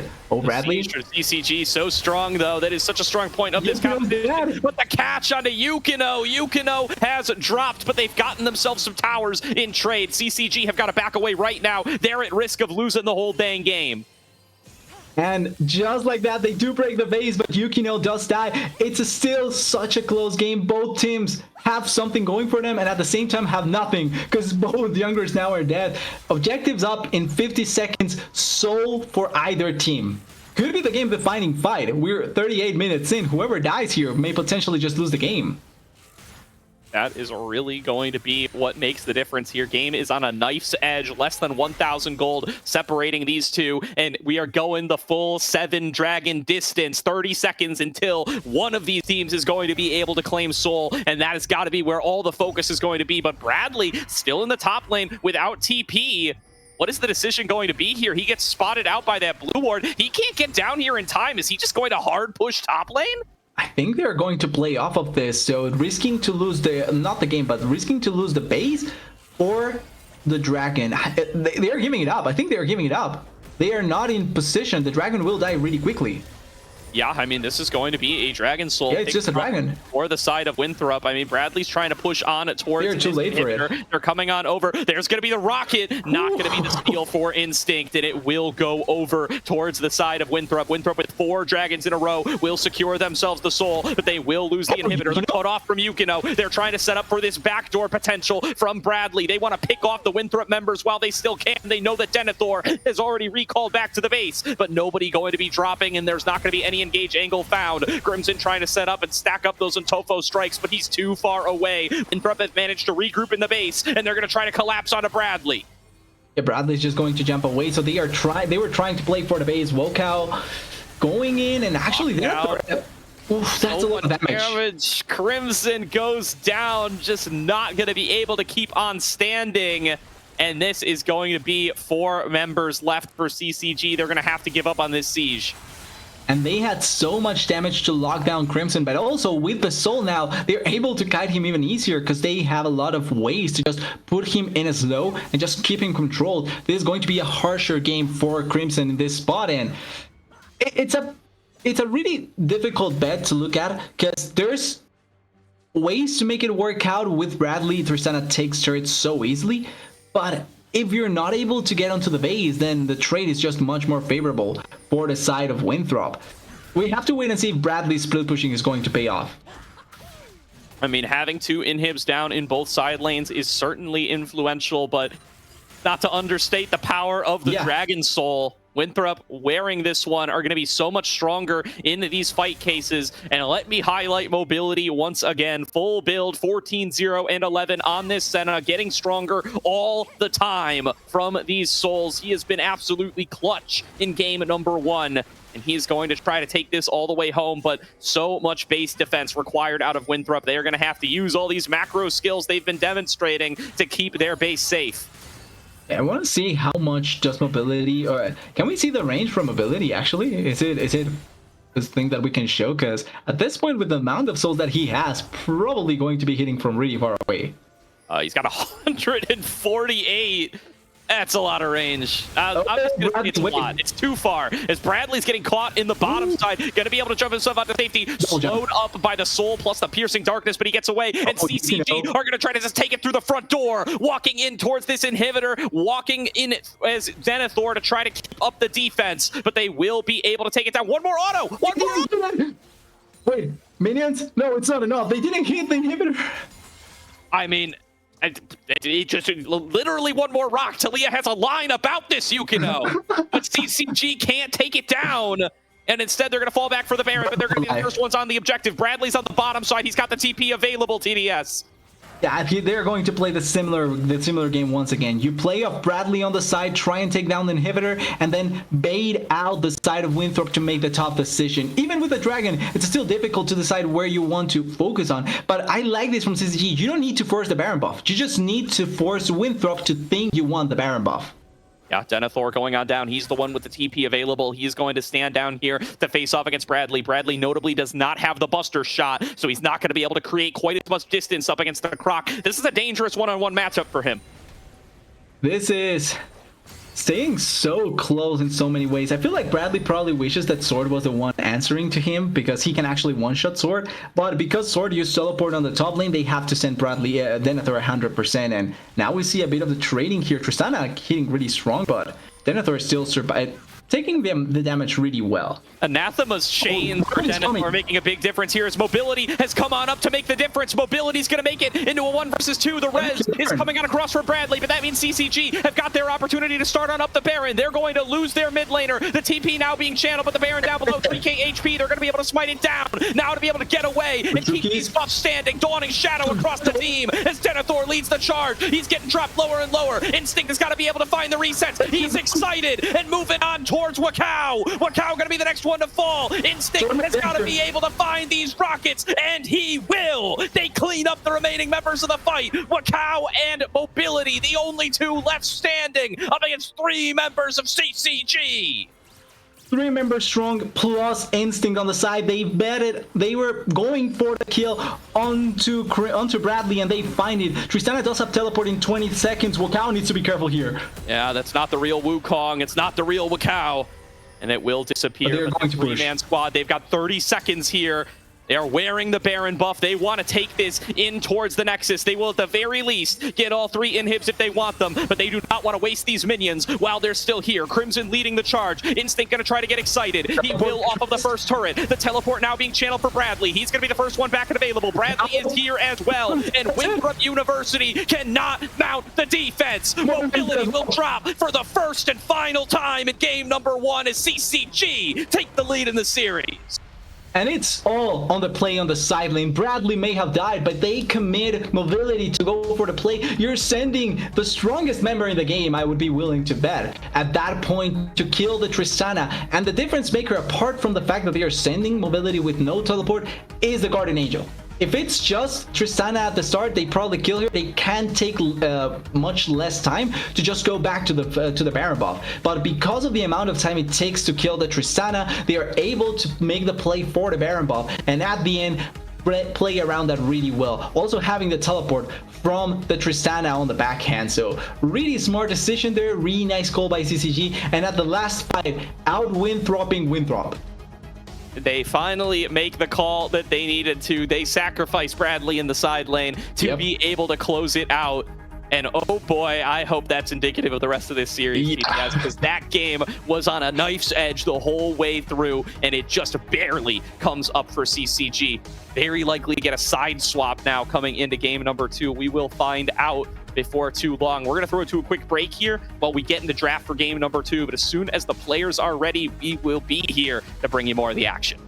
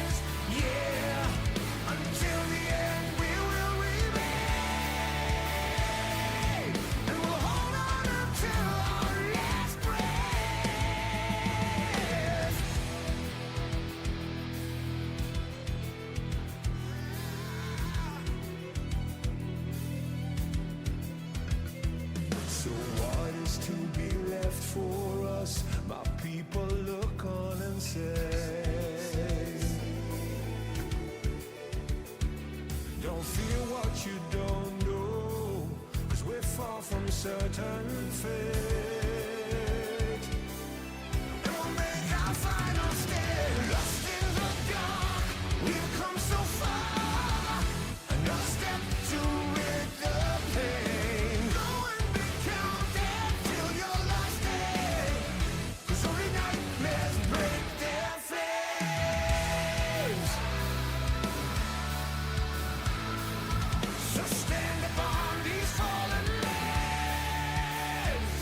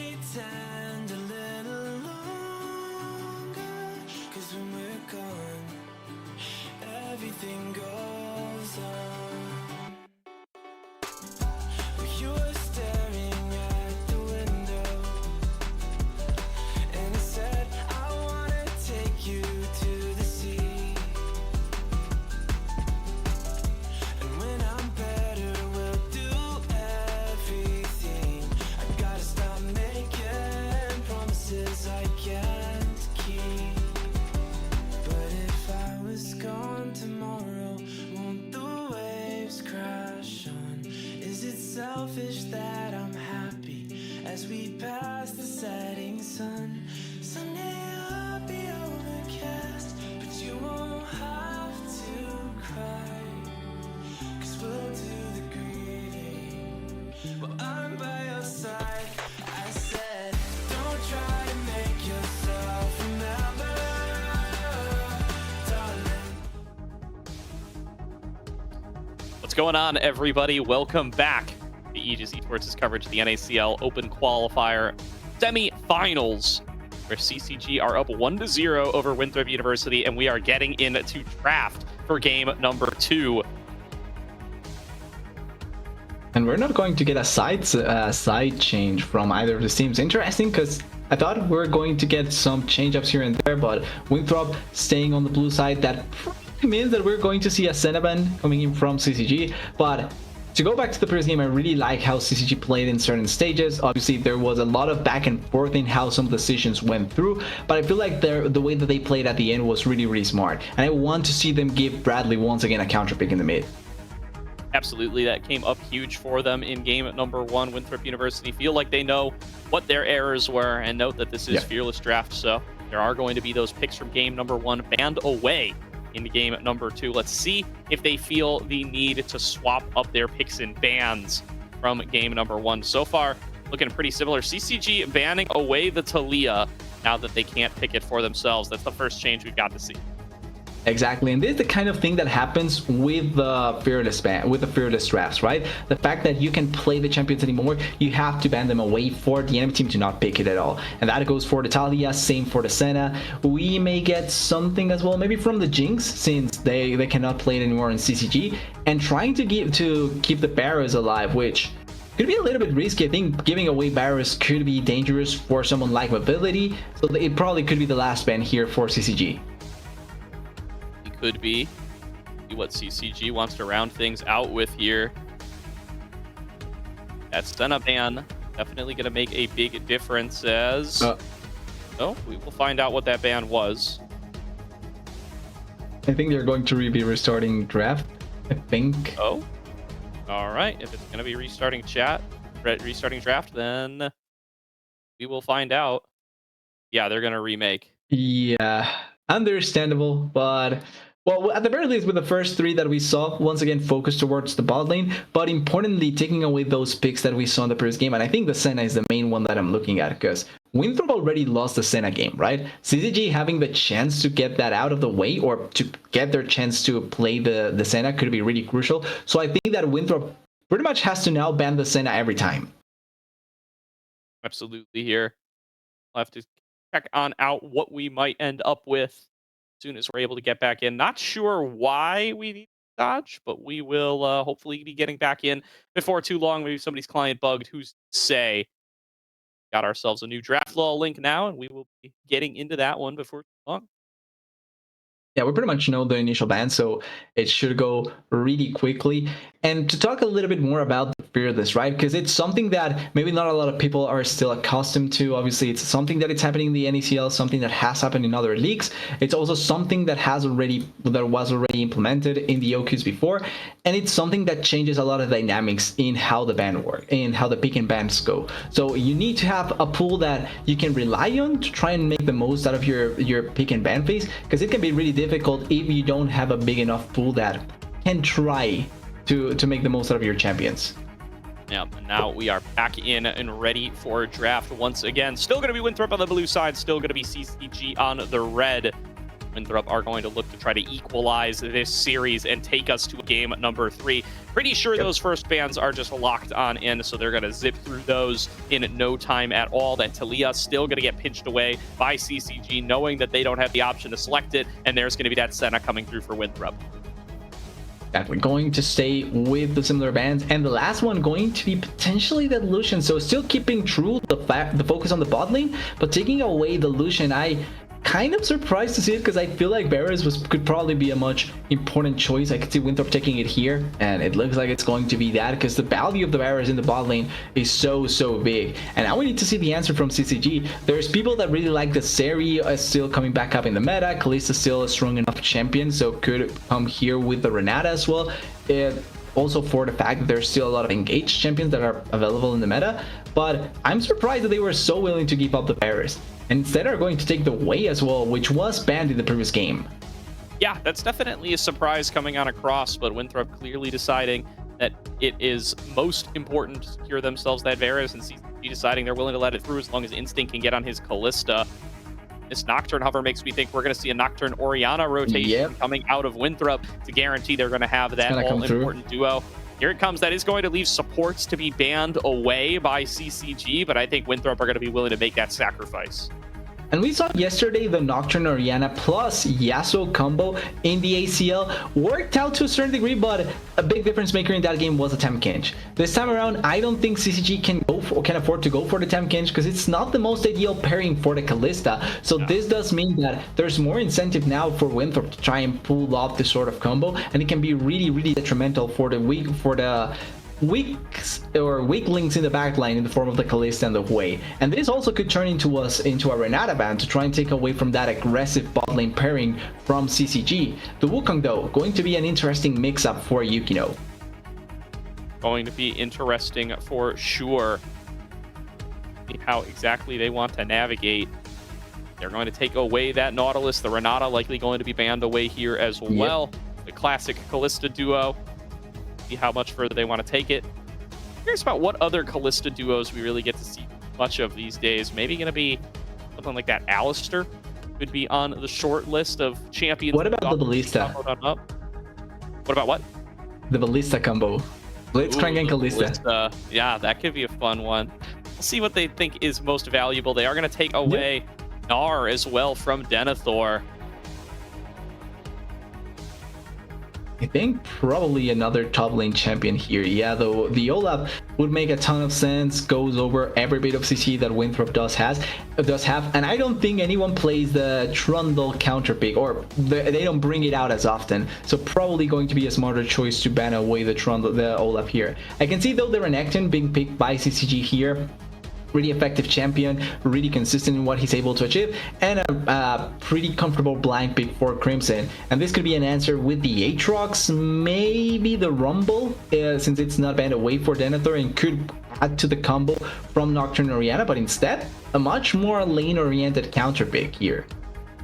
Yeah, the blind pick Renekton, maybe going to set up for the Denethor Darius. I mean, do I dare to hope for the Denethor Darius? I do not. That is going to be K'Sante locked in here for Winthrop. Not going to try anything too far out of the ordinary, at least not with their backs up against the wall in this game. Number 2, Leona being hovered here for Varus. I wonder if this is just as much a takeaway from CCG as it is a lock-in for Winthrop, that they're going to look over towards this Rakan.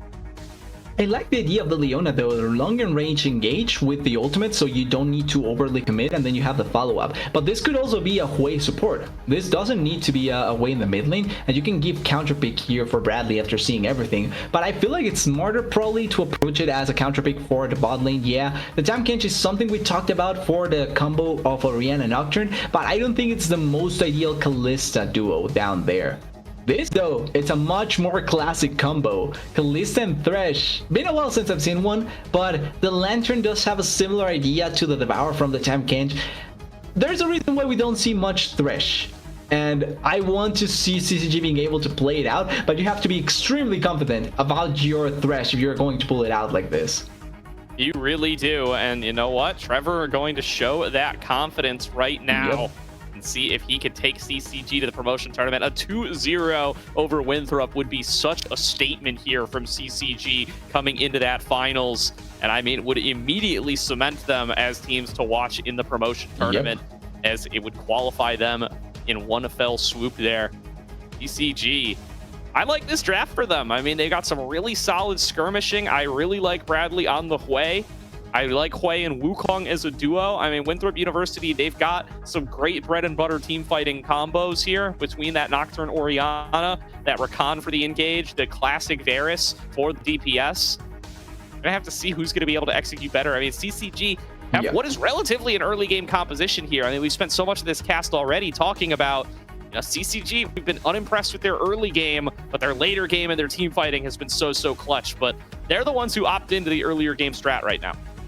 Exactly, and this could be the game that makes us a bit of a believer into the CCG early game. But honestly, this does mean that they need to be not only proactive, but find their early advantages really, really well. And I want to see CCG try and take that sort of approach, be as effective as possible. And just quickly to bring it up as well, because the other semifinals is currently going on. Right now, Ole Miss is winning. This could be the potential for finally seeing the collegiate grand final that a lot of people were hoping to see eventually in the Okies if Winthrop does win the semifinal, but CCG is trying to put a damper onto that, and I kind of am rooting for CCG to do that because I'm not the biggest collegiate fan, so they're kind of excited to see if that ends up happening, and CCG has everything on their side to be able to pull it off. Absolutely. Shout out to our colleagues Slayer and Bonfire over on the Salt Mine, where they are covering the other series. As you said, Ole Miss up 1-0 over there, and yeah, I mean the CLAW versus CLAW final in NACL would be something to see. I mean, this is the future of North American Amateur League of Legends. I do really firmly believe that. I think not only the additional resources that are lacking elsewhere to be able to gather together all these highly skilled players and under one roof and be able to set them up to be able to develop, but also the coaching staff is such a big difference maker for collegiate. The fact that these guys can get long-term careers coaching in collegiate rather than, you know, the nickels and dimes you often end up with in the amateur space is so important. The fact that you get somebody like Artemis here for Winthrop University to hold on split after split after split and help you craft this team, it's part of what's made them so good, and would be a beautiful culmination to all of that narrative here if it was a CLAW versus CLAW final in the NACL qualifier. But it's a long journey back for Winthrop. Ole Miss may be already halfway there. Yeah, you have to be closer to winning to be able to reach that point, and Winthrop needs to win this one 100% and then maybe pull out the next one. Now, it may be the future in NA terms, in American terms, but I'm not a firm believer of that. I think it probably won't happen, but I'm the one doubter on the South Mine, so maybe it's going to be the case. As for how the series is going, I still think that Winthrop played well. The first game, obviously, they didn't inch out the victory, but they did so many good things that if they can replicate that, but with a bit of a smarter approach in the last moments of it, then they probably can take it out. And one of the biggest factors has to be mobility on this Barris. Really big difference maker on the Senna will probably play out the lethality barriers because there's not a lot of tankiness on the CCG side. So as long as he can get an early lead and play through with that lethality barriers, we will just see so much damage coming in from him. Very well might here. Getting into that spec delay, just a few seconds left until we're ready to begin game number 2. Taking a look at some of the runes here, I do want to shout out Sword on the phase rush for the Orianna, and something else real important here, mobility Arcane Comet Varus. This might be the lethality Varus build, TDS. Exactly.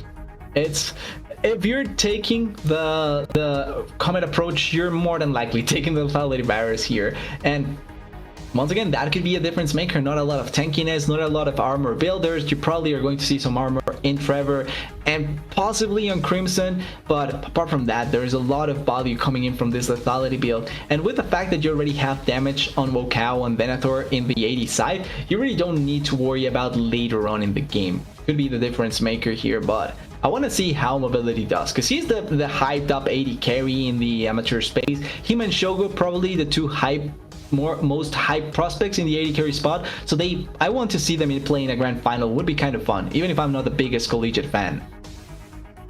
Absolutely here. Would it be a hell of a narrative, as I do think probably at about 3 minutes on the delay here, so should be getting ready to get in just a moment or two.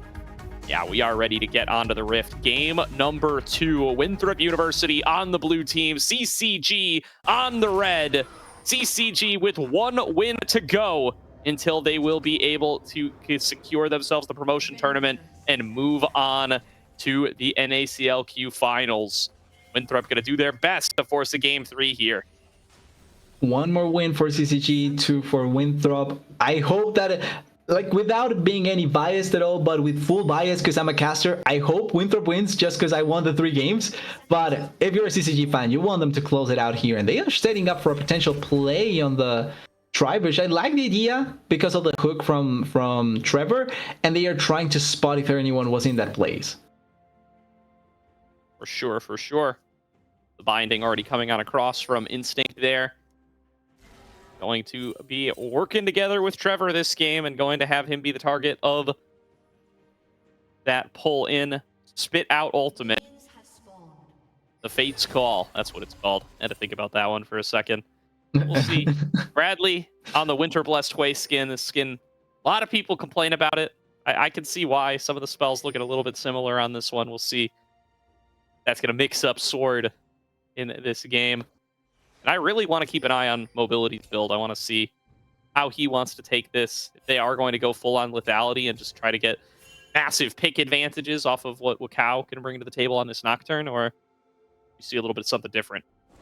Interestingly, not the initial approach that we saw from the previous game from Winthrop to try and get early vision onto Yukino, but instead there is early vision to try and spot the Wakao on the bot side of the map. So going to be a bit of a differing attempt here, and I also want to see if Wakao wants to go really early on or just farming. With the Nocturne, you want to reach that level 6 as soon as possible, and it could end up being a difference maker. Oh, early Ignite. The Ignite as they try to go aggressive here. Going to chunk Mobility out a little bit, but Chookies does a good job of disengaging and buying that space that Mobility needs. You're coming in from top to bottom from Yukino. Wakao going to be doing the very same. I think that Trevor will be able to get this wave crash on time. See if they can deny anything away from Mobility's Varus here. They want to try and make it really difficult early on for the Varus. Obviously, one of the big things about lethality is that it doesn't take a long time to ramp up. You get your first item and it's going to impact so much the game. But that's why you want to do a Instinct and Trevor are doing. Push the wave, force a bit onto the Varus, and also this move trying to stop the camp collection from Wakao. I really like this move because Nocturne wants to reach the level 6, but he's not going to be the best fighter early on. With the early move, they get into the enemy jungle, they had the vision, and now they are going to steal this rep buff. Really nice move coming here by CCG. Yeah, I love this out of CCG. They're going to 3-buff Wakao in this early game, and that's so crucial on Nocturne, especially going to delay that level 6 even further.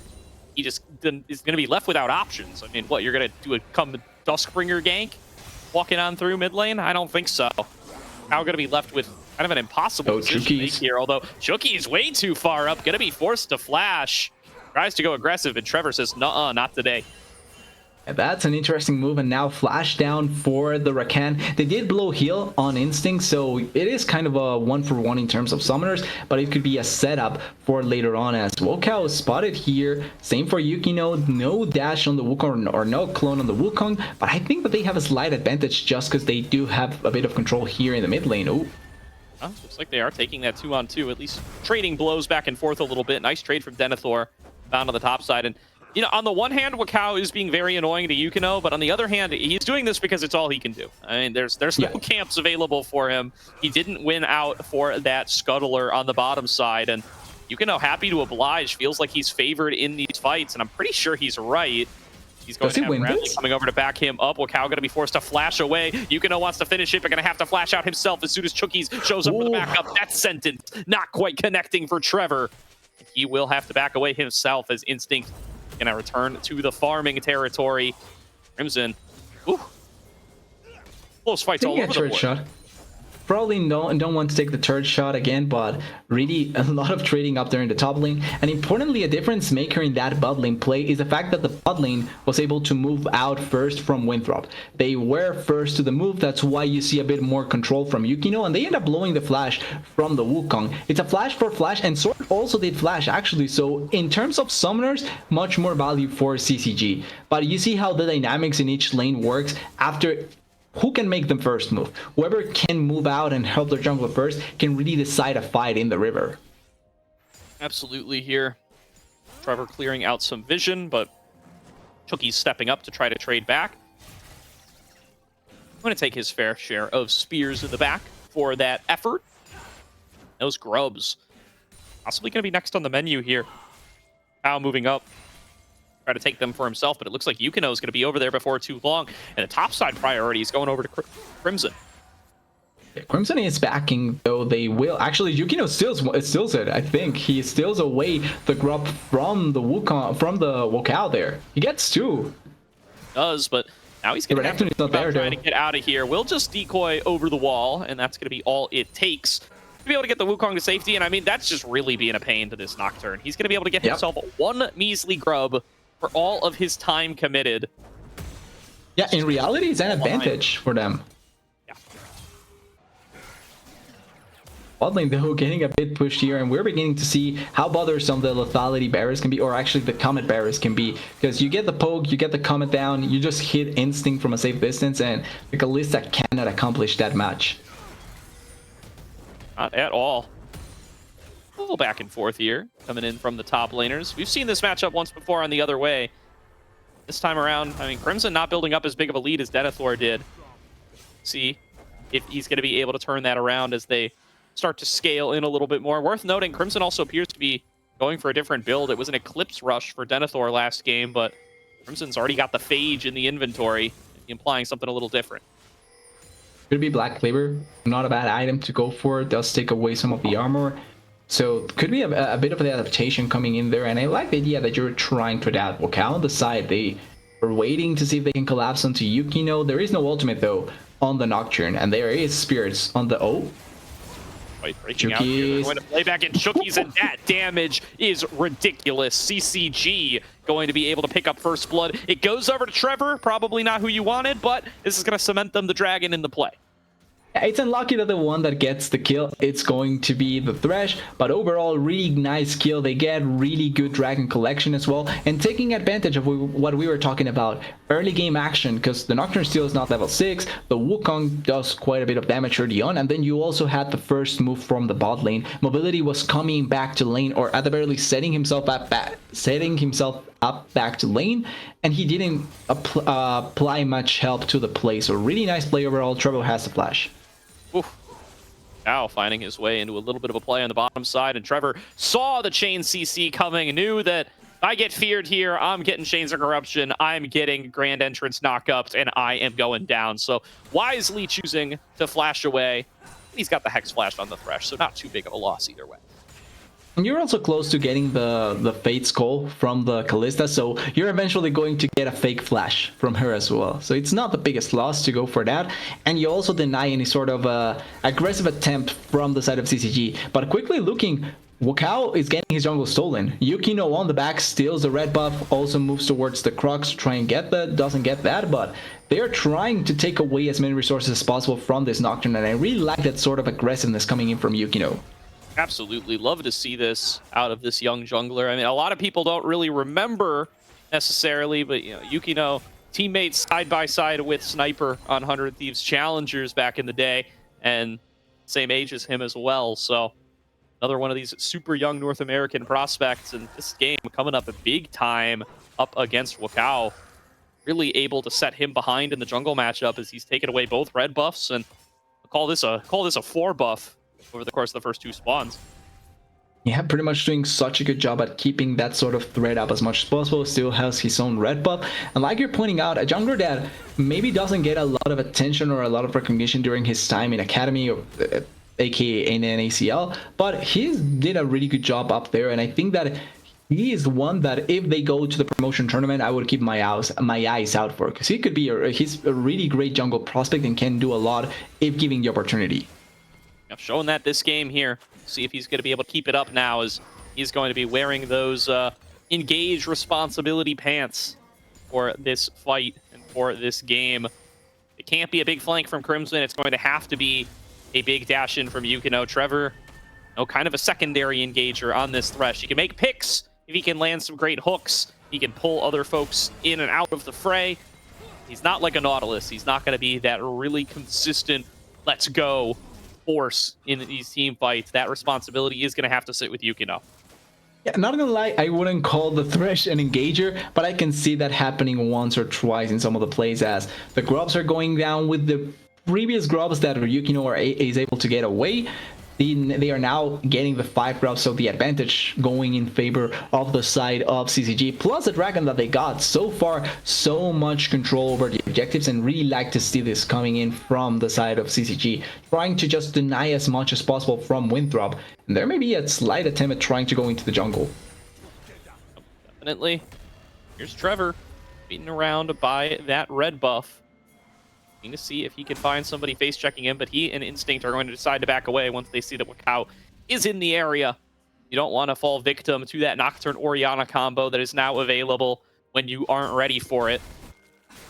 They're going to return to their farming, where Instinct has built himself up a solid lead over Mobility in that early CS department. A little bit of a lead being built up in the top lane by Crimson over Denethor as well. These matchups being played out at least how you would expect them to. Maybe not massive advantages towards the more lane dominance of the picks, but coming up with something, and it's contributing to about a 1.5k gold lead. But importantly, it's also pretty similar. Oh, Trevor Wakao is here. Yeah, he's going to get knocked up. He might end up dying. There is going to be the hook coming on across, or rather that Chains of Corruption. But here's the re-engage from Yukino, getting the knock up onto all three members, keeping it going. He wants to finish off Mobility, and he'll do it. He's going out of Chookies as well. The teleport in from Sword allowed him to clean up one. Yukino knows that he's done for, trying to get a second, won't be able to do it. And that's going to be 2 kills over to Winthrop for 1 to CCG. And really good teleport play there by Sword. Even though Bradley's getting some plates in the mid lane, that's still so much value for the side of Winthrop. I will say though, weird that we didn't see Instinct utilize the ultimate. He has Fate's Gold still active, so could have saved Trevor in that position, or at the very least use it to make the CC chain from Yukino much more effective. But they still get 1 kill onto Mobility. They find the plates on the mid lane, so the gold value overall kind of equaling out on each position. Yeah, really is going to cost them some time in mid lane, give some plates over to Bradley. These plates are really where a lot of the gold lead is coming up. Crimson's got 3 plates at the top lane, Bradley's got 3 plates in mid lane, and that is in response to 0 plates from their opposition. Going to be certainly feeling good about that as they set up for Dragon number 2. Yukino going to be the first one to this objective. Instinct getting the wave crashed in the bottom lane. The Sword going in to catch it. They should be able to secure this. Yeah, Wakao is too far away. He doesn't have ultimate either, so it's not like he's going to be a big difference maker to try and collect this dragon. Second dragon going into favor of CCG. That means that Infernal Soul is going to be the soul of the game, and they have a foot ahead of the side of Winthrop. That being said, in the previous game, they had 3 dragons at one point and then stopped getting dragons altogether. Or did. Okay, the pull back in from Denethor, getting a little bit on towards Crimson. I'm keeping my eyes on this top lane. I think this could explode in an instant. Denethor, such a good laner in this top lane. And if he finds a little bit of exposure here from Crimson, he is going to seize that opportunity. And he might see it here with a third on Tofo strike. Good dodge away from Crimson to be able to stay alive. So are you betting on a solo kill in the top lane? Betting is a strong word. I mean, I think it could happen. I think it could happen. The way I'm seeing these engagements go back and forth, I'm seeing opportunities for Denethor if he chooses to seize them up against this Black Cleaver, which, by the way, you were right about that rush, DDFs. See if Denethor finds himself the shots. It's an interesting variation, by the way. It does take away from the armor. Oh, no. Yep. Oh, no. Oh, no. Oh, yep. Oh, there we go. There's going to be the death on towards Instinct. No chance for him to be able to get out of there as the ulti combo comes on across. And Instinct will drop down. A big relief here for Winthrop. Been getting bullied in that bottom lane. They're able to take down the Callista twice. And now looking to see if they can secure themselves first turret gold. And if that's going to be a story of the game, I'm kind of scared for Instinct. The same can be said for Mobility, though. Whoever team's AD carry explodes first probably is going to define a team fight. And there's ways for both Yukino and for both Wakao to get to that back lane. But having the added value of the ultimate is just so big. And Denethor is here by himself. Yeah, now he's going to get engaged on by Yukino. And was here, actually. Slapped on by multiple members. Going to go into that all-out. Here comes that Cyclone across the team. Not going to be able to connect the hook. And Winthrop University, are you kidding me? They get out of here without losing any members. They do drop quite a bit in the gold lead as first and second turrets go over towards CCG. But managing to escape from that top lane play, that's a victory on its own. Yeah, how is Wakao is still alive? He actually was almost sniped, has to blow the flash. Denethor, though, did survive quite a bit, and they did commit a bit of things from the side of CCG as well. The ultimate from Wukong is down now compared to the ultimate from the Nocturne that was used in the previous play, so they do have an added value because those ultimates are going to come from the next objective that should be spawning quite soon. Could be. likely going to be that next dragon. Get to see it. Going to be a little bit of time here, though. They are going to be continuing this focus on towards the bottom lane. Coming in from behind is Yukino. I don't think you can dive Denethor when he's got this Thorn Mail completed. This seems dangerous, but instead they're just going to throw down the Rift Herald, and they're going to say, hey, you know what? Let's close out for the full 3-for-3 on the outer turrets. This dive is going to be successful for Winthrop, though. No chance for Bradley to stay alive. Yeah. They're going to try to focus on towards Denethor, though. They see all of the members top, and they say, hey, we can 1-for-1 this. Look at these knockups. Look at the chain CC. And Instinct comes up with the kill. Now Trevor mounting up on the Rift Herald to try to get this that is a second turret, and they might be able to get it with all of these Rift Grubs. Great damage there. Great gold for CCG, and they are able to come up ahead in the play. All those little grubs able to push in down there in the bot lane, and they also are playing with the teleport in the back. Mobility so far ahead in the mid lane. They want to kill this AD carry in the mid lane. He has to run away. In forward, there is going to be the collapse from Crimson. He wants to be able to take out Mobility here. So the distance, speed up and slow down might just be enough. Mobility throws down the hail of arrows to buy out the space, and Mobility will get away. Bradley on the cutoff, though. Gonna go in for Sword instead. Lands the Spiraling Despair. Flash away from Sword, but he's still so slow. Here comes Yukino in with the Cyclone. Landed it onto 2. But going to be getting away is Sword. He shockwaves Yukino back in. Now Yukino's the one who's low, and Mobility snipes him down. Winthrop University are trying to turn this play on its head, but they've got such low health bars. And Crimson is looking to equalize. He takes down Wakao. Denethor now perhaps up too far. Going to get engaged in this fight. Even Gromp's getting involved in this. Will he be able to get out in time? Absolutely not. Instinct rends him down.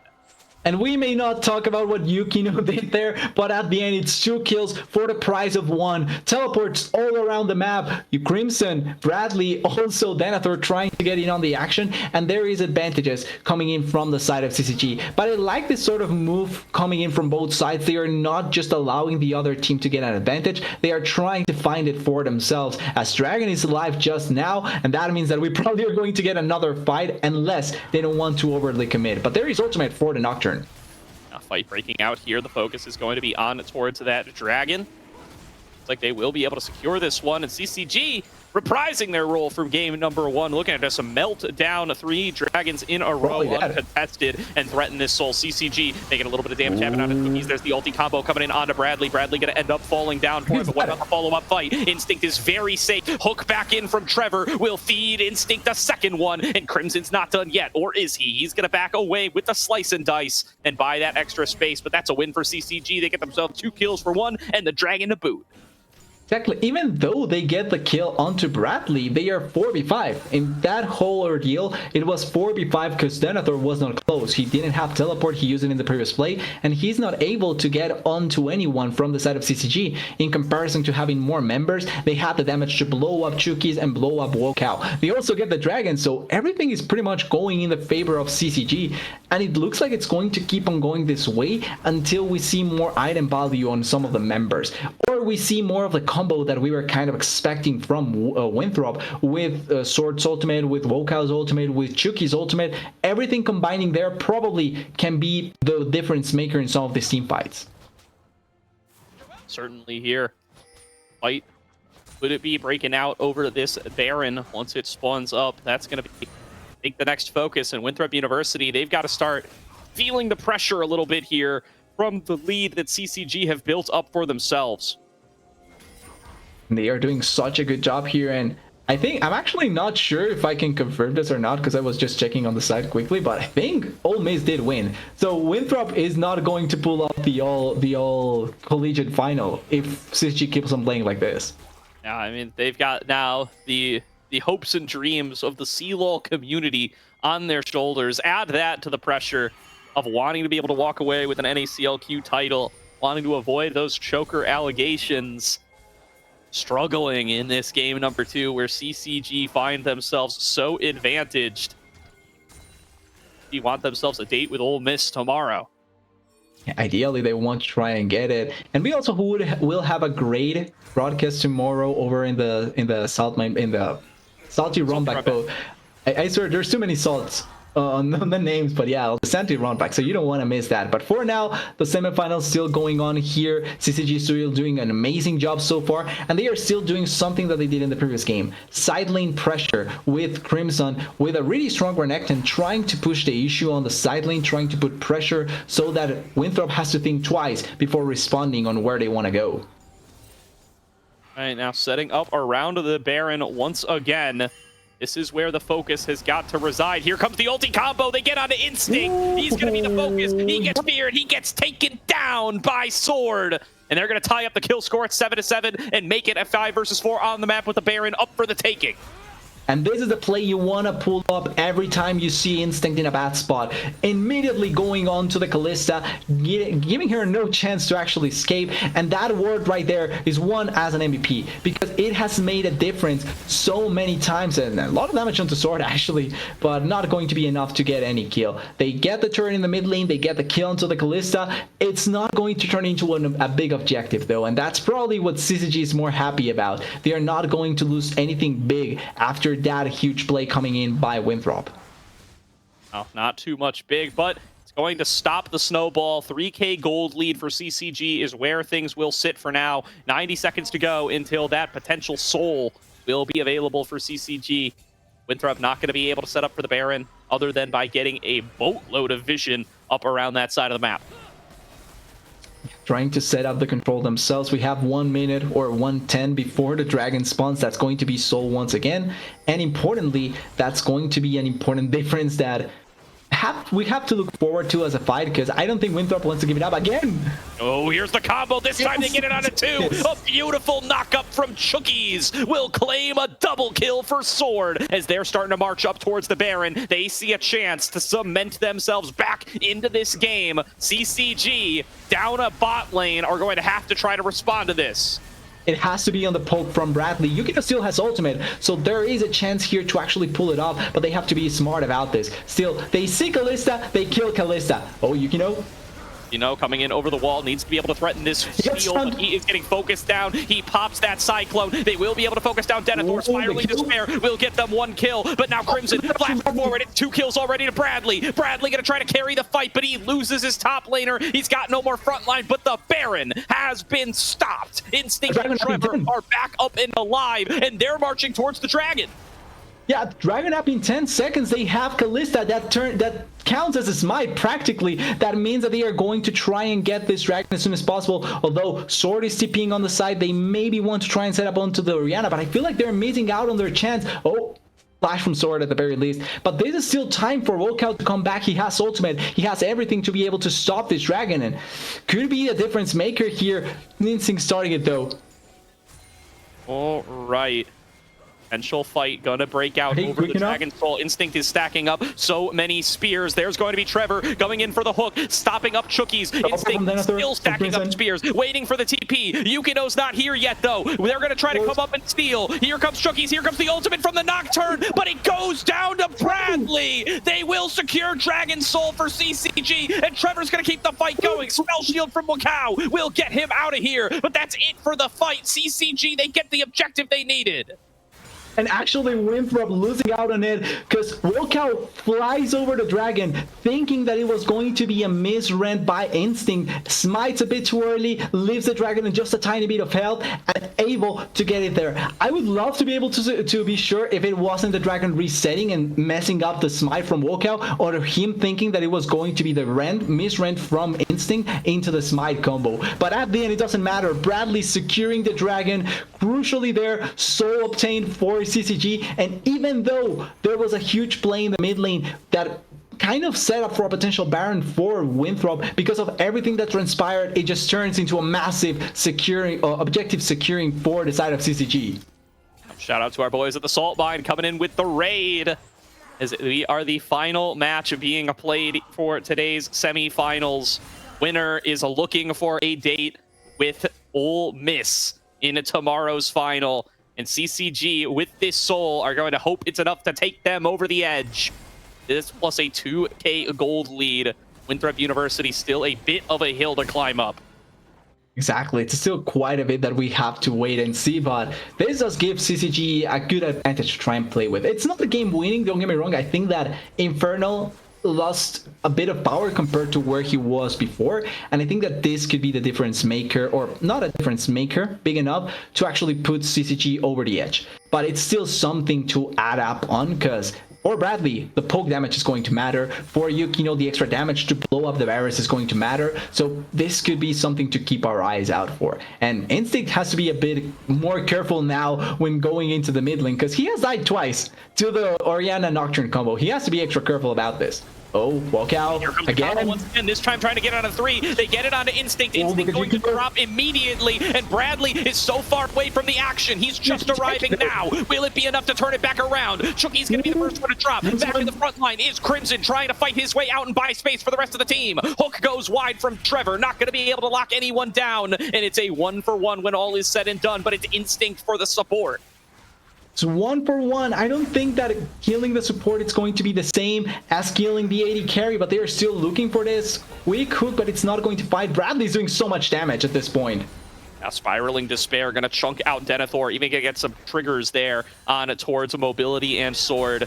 They keep this siege going, even though it's a 1-for-1, where in theory Winthrop traded up. The damage threat that CCG brings to the table means that they are the ones who continue to have priority. They keep this push going, and even no mana Bradley is just slamming on this inner turret. He's going to pick it up and take a path to safety with Trevor, but Trevor is recalling too far away. Oh my god, he gets out of it in time. He trusts the recall timer, and Trevor gets out the skin of his teeth. That has to be really unlucky there for Wokow. Not only does he pop the ultimate as the Bradley gets out of vision, but also Trevor backs out immediately. I think the shield actually saving him from getting stopped by Chukis. So all just working out much better for the side of CCG there. And now it's on what the next objective for both of these teams is going to be. Do you want to pressure onto the base from... Oh, actually a play here on Denethor. Crimson trying to lead the charge here, calling over Yukino to help out everybody from both teams. Sans Bradley is collapsing on this play. Look at that damage onto Denethor, though. He's trying to get himself out of here. The second Cyclone going to knock him up, but he stays standing. He stays walking away. Crimson's the one dying first. Crimson is going to stay alive. Crimson is going to claim 2 kills, and CCG come in with a full-fledged collapse. It's a double kill for Instinct before he drops down, and Sword is the only member left standing. And Sword is not going to be enough to stop the CCG onslaught. That is a weird interaction. I think they want to move towards the Baron, but I'm not sure if they are going to be able to take him down just before Winthrop spawns. But a great play on the side lane, killing some of the members from Winthrop, trying to get even more control into the map, and they are going to go immediately for Baron buff. Crucial to point out, though, they didn't use ultimate on Wokow. Still, and Sword's ultimate is going to come back really quickly. Denethor has teleport. This could still be something that Winthrop can fight for. Well, definitely can be. Teleport being channeled. Denethor not dissuaded from getting picked off earlier. He is going to challenge this Baron buff. He's going to try to kidnap Yukino away. They're going to get that shockwave back in. He takes the lantern to get out to safety, and Denethor has to flash back over the wall. The teleport being channeled in for Crimson to be able to back up the rest of the team. Instinct is coming out of the base to be able to rejoin. And the recalls start being channeled. Nobody going to be fighting the purple worm this time. 2 ultimates popped, or 2 backs utilized there to take Trevor and Yukino back to base. They don't have teleport, so they have to be careful about how they approach this fight. Important to notice, though, Baron buff doesn't go down, and now 40 seconds for Elder. An objective that I would call game ending. So neither of this team wants to give up Elder when it comes up. Really need to look out for how the rest of the game goes. Also, looking at flashes. Instinct flashes down, Bradley flashes down. There's no flash on Trevor either. So a combo from Wokow Sword can be really threatening at this point. Now, creeping up on the bottom side of the map. Elder Dragon going to be up in 15 seconds. That can make a big difference for either team. Could be the comeback tool that Winthrop University needs. Yukino? Around at the bottom, yeah, like you said, Yukino. He's waiting on this flank. He wants to start off this fight if Winthrop overstep. And Bradley just layering down the traps, layering down the poke damage, getting these procs to the Infernal Soul. There's the combo. They're going for Bradley this time. He tries to jump out of safety, but he is going to get taken down. There's a big shutdown picked up for Macau as the front to back is going to favor CCG. They're going to be able to take down Sword on the other side. It's a mid laner for mid laner and Denethor just getting kited to hell by instinct. The dive into the backline from Yukino has found himself a kill on the mobility, and Wakao and Chookies trying to get out of this and hold on to the game if they can. Chookies will get beaten down by Yukino, and the push through mid CCG, they want to take themselves to the promotion tournament right here, right now. And Elder be damned, it's so a ploy to just set up the game-winning fight for CCG. Wakao is the only one alive, and I'm not sure if it's going to be enough to stop the onslaught from CCG. They want to secure a spot in the promotion tournament, and they are looking poised for it. Wakao more than likely dead, and I think this is game. Yeah, this is more than likely this game. The whole minion wave, they're just working their way through these towers. It's 5 seconds left on Sword, and he's not gonna be here fast enough. CCG Esports, they want to date the promotion tournament, and they're going to get it 2-0 over Winthrop University. 2-0 for CCG. Throps are down, and it means that we have a final for tomorrow. No collegiate grand finals. Still not enough to actually put themselves over everyone else in the mature scene. It's going to be CCG against Ole Miss, and I think it's going to be a great final with what we saw today. Both 2-0s from both of these teams, and in a BO5, anything can happen. Absolutely. Throps are in today, TDS. No opportunity for Winthrop to fight for that first seed.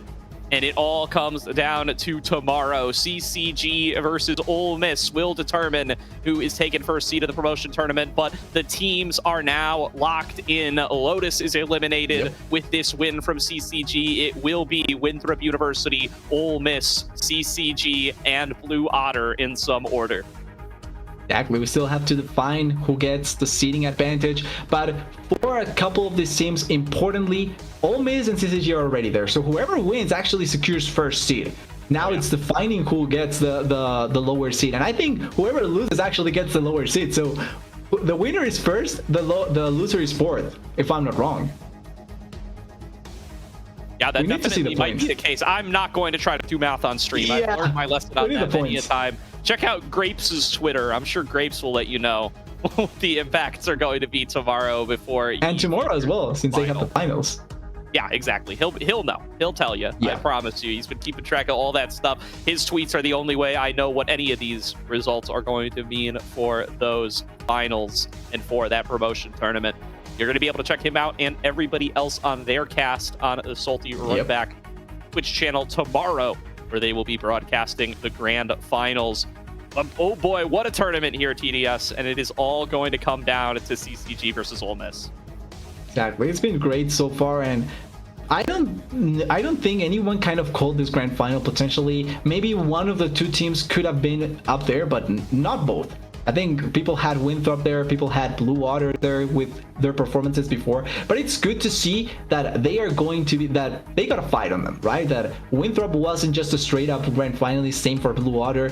And I want to highlight a lot of the growth that we've seen from Ole Miss, because they were a team that kind of exponentially has been growing so far in both of the OQs, and closer they are inching to maybe showing what a lot of people were hyping up coming in from the collegiate scene. And now we get the chance to maybe see Shogo not only perform great in the grand finals, actually pull off in the promotion tournament, but on CCG, a lot of the members want to return to the NACL scene as well. So it's going to be a great finals, and I hope to see a lot of these players shining there. Yeah, I know. I cannot wait to start talking about this promotion tournament in a couple more weeks. It's gonna be fun. This is going to be an absolute banger, setting up for the best season of NACL yet. But we've got some playoffs to finish out first. Check in tomorrow, like I said, on a Salty Runback for the last OQ final. And check on out NACL, of course, which are still in their own playoffs as well. I think that's going to do it for tonight's broadcast. Thank you all for hanging out with us here on Aegis. We are live every Friday night with the Aegis Champions League, the highest tier NA league for tier 3 talent that is not sponsored by Riot. You can come and check that out with TDS and I on any given week and see some of the top players who are looking to compete in this tournament as soon as they get the opportunity. For now, we're going to send things off here. So Yep. from myself, from TDS, from Ivar on production, thanks again for hanging out with us, and we'll see you next time.